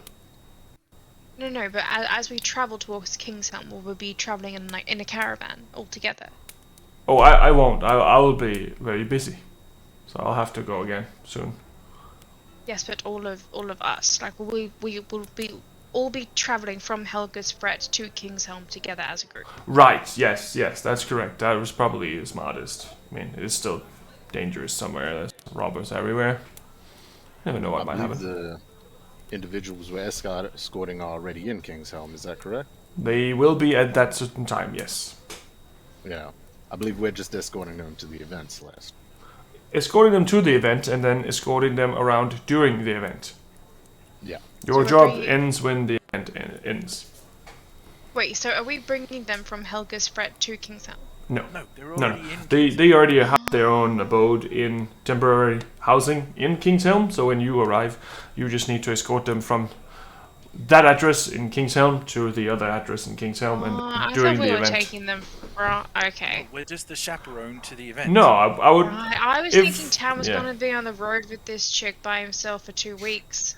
That's Right, I can understand the concern. No, this is probably going to be more like a 5-minute ride, to be honest. Oh, okay. I've been under the wrong impression this entire time. It happens So now to me you've all got- the time. Now you've got a high-class lady going to a black tie event with Jhon. What is that supposed to mean exactly, Tam? Oh, I'm sure he'll dress up He's a fine. backward bumpkin.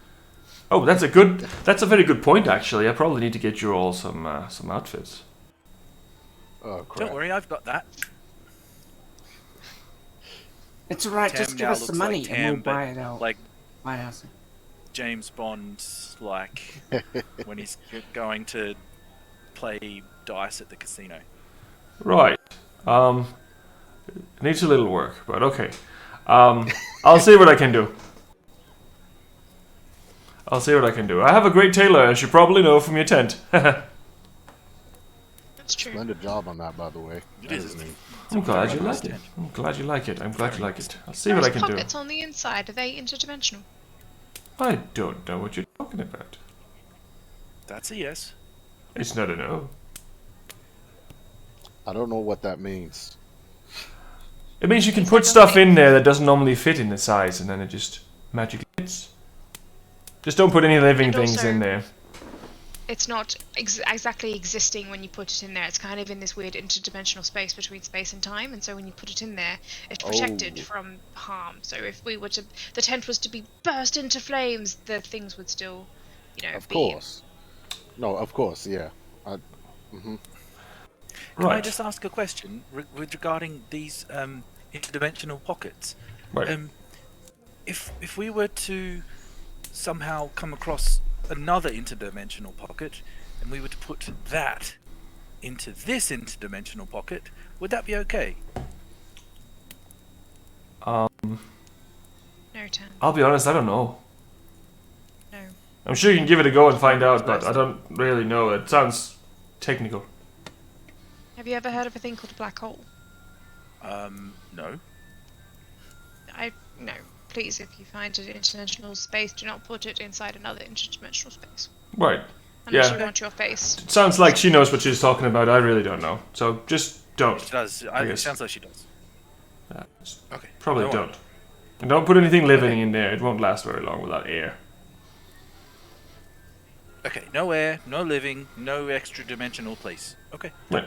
I also might have left some stuff in there. I can't find some of my items, but don't worry about it. If you find something of mine, just let me know eventually, right?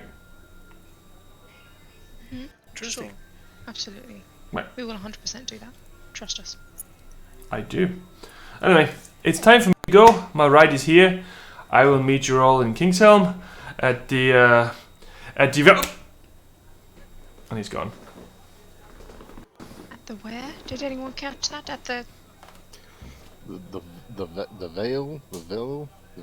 I don't know. I feel like he can probably find us. Do you know what I mean? Mm-hmm. But, And- okay. I feel like there's something he's not telling us. I feel like there's more to Mr. Baal than an administrator, as he puts it. I wonder what that's like, Tam. I wonder, Celeste.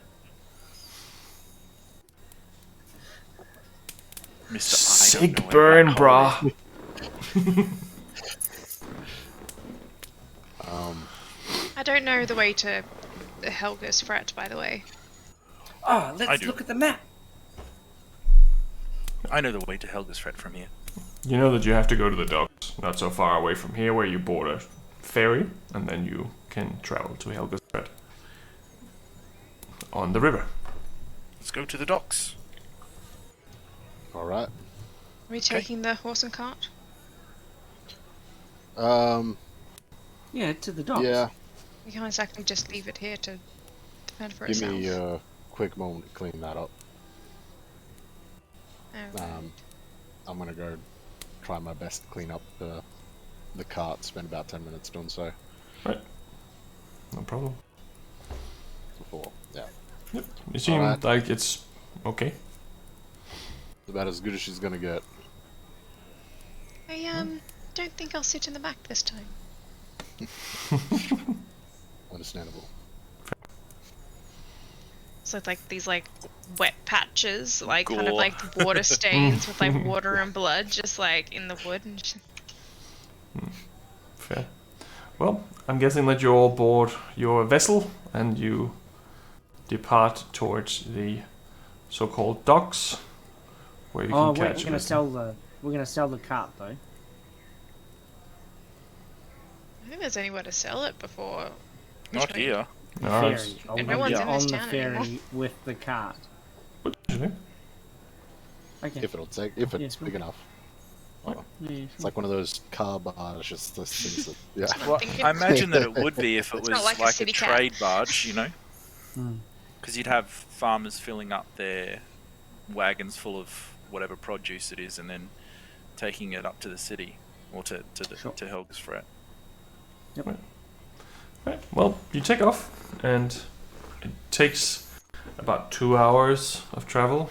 You are getting close to around 5 in the afternoon now, because you've been up all day doing all these things, burying bodies, talking to everyone.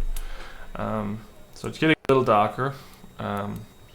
You arrive at the docks, and it is pretty much just.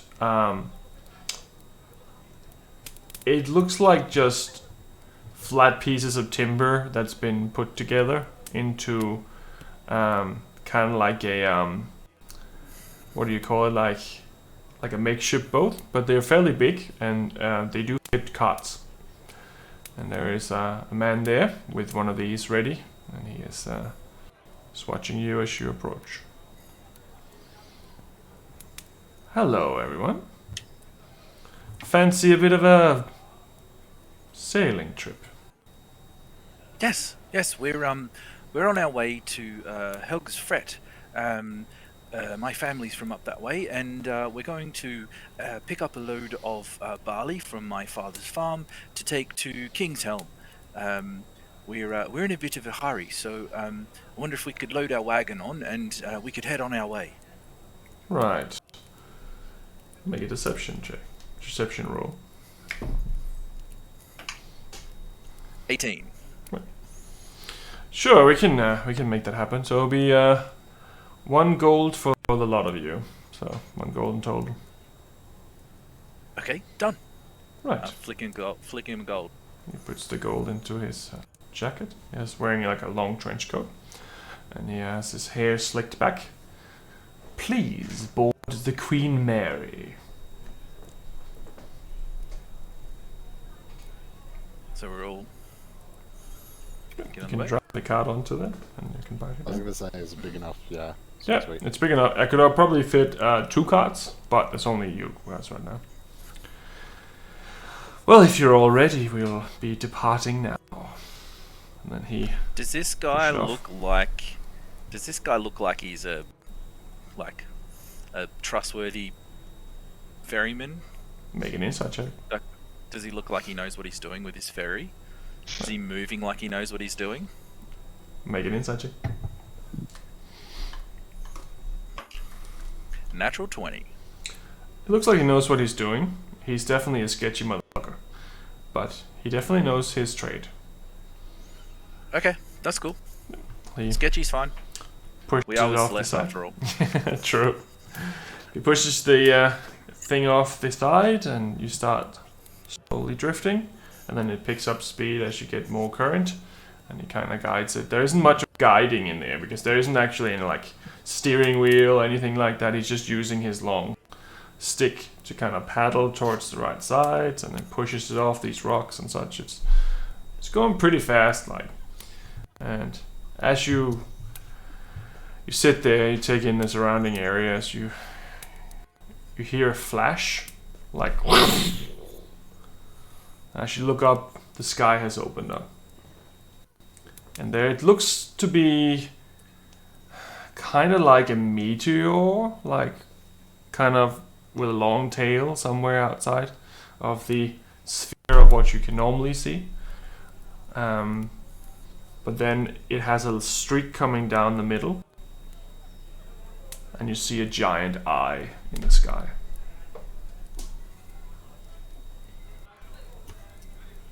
And You all see that? Do we all see that? you all see that.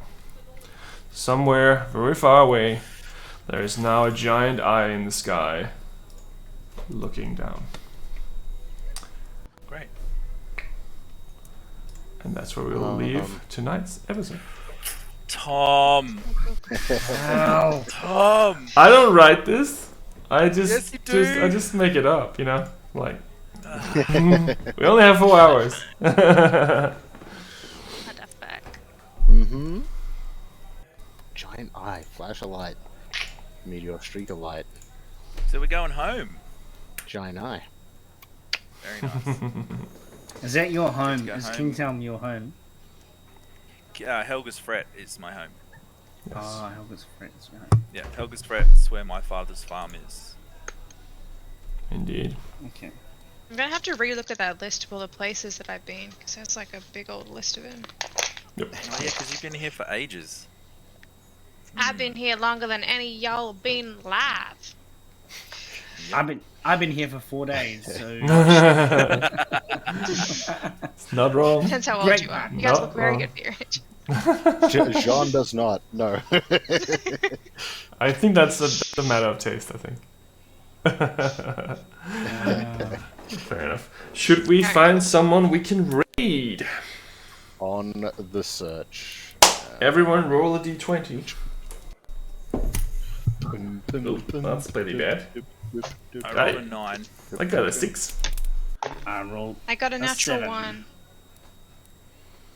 Adam's I got a gonna cock win dice. with 5. 9. 5? And what did you roll? Adam's with a 9. Fair. I win with a 9. With a 9. That's crazy. Like, 5 people rolling and the 9 is the highest. It was something like that last time too, from memory. It was like an 11 was the highest or something. I mean, at least we're getting the low rolls out of the way now. At the very I was end. literally just like playing around with my dice before and just like rolling them in the tray, and I have 3 20s and I rolled a 1 on each one of them. You used them all up. There you go. The ones So- I've just been I've gotten like No, you rolled all 6 the ones. 20s. You rolled all the 20. You used all the 20s. No, my d20s. I like rolled 3 of them at the same time, and they all rolled a 1 at the same time. Yeah. Oh wow. Yeah, damn. Very well. So who have we got, John? There's not a lot. We're actually only one of 12 doing D&D right now. Oh, Okay. that's different. So, we thinking a smaller number or a bigger number for viewers? Because I'll tell you what, you got about 2 options in each. Okay, so who did we hit last week? Last week, The we- GM. Eldritch Oh Scribe, wait, right? I picked someone last week because Oh, I could yeah, still yeah, do yeah. it. I don't remember who we picked last time. they were the who's VTubers, the group of VTubers. I'm having trouble remembering the name right now, but yeah. Okay, so Actually, I can tell you right now. Killian Can were the ones we rated last time. Okay. Okay. They aren't on at the moment. Streamers with smaller numbers right now. There is the Cheerful Brigade, which seem to be doing a little adventure in an online game, and Yep. there is the Eldritch Scribe, Yep. who they seem to also be playing a little online. Doesn't specify anything. Oh, Otherwise, that's cool. the bigger ones we've got Roll for Damage, and we have the Fourth Culture, who seem to be doing their own little game, and then there is, yeah, that's it. I was about to say Captain Robert, but Robert's doing the rerun. So, Yeah, that's no. true. I would like to go with the first one you said, the Cheerful Brigade. Yeah. I love that name. I do too. That's why I picked him, because I like the name. Yep. and it sounds a lot like us. So, yeah. Cool. Let's do that. Cheerful Brigade. Brigade. Just setting that up now. Double checking spelling. Whoop whoop. Cheerful Brigade. Cheerful Brigade. Yep. Cool. All right. That's Italian. There you go. Apparently it's Italian. What, they're Probably screaming in not. Italian. Something Italian. Yeah. They're also a rerun. I've just noticed in the corner. Let's not do that one then. What was the other small one that you said? It was like Eldritch Scribe? The Eldritch Scribe, yeah. Yeah, they look interesting too. Okay, let's Go do to that. the Eldritch Scribe. Perfect. Eldritch Blade. Eldritch Scribe. Appreciate the heads up, TDQ. The Eldritch Scribe. Perfect, got it there. Awesome. Sweet, awesome. They are ready to go. I'm just gonna hit the button. Cool. Thank you everyone for dropping in, and let's go see what these guys are all about. Thanks for playing, everyone. Thank you all for tuning in. See you It was a next good ass Monday. Where I continue to waiting. destroy See you them. next Monday. 3, 2, 1. Penis. Boy. Alright, y'all. I really gotta Go jet. through. Right. Sweet. See you, gang. See ya. See ya. Okay. Bye, Laura. Hope you feel better. Yeah. Good. Feel better. Oh man, we jumped in at a good time with them as well. They apparently just are currently rolling for a player's life. Oh. Oh, nice. That's not bad. Good timing. Right.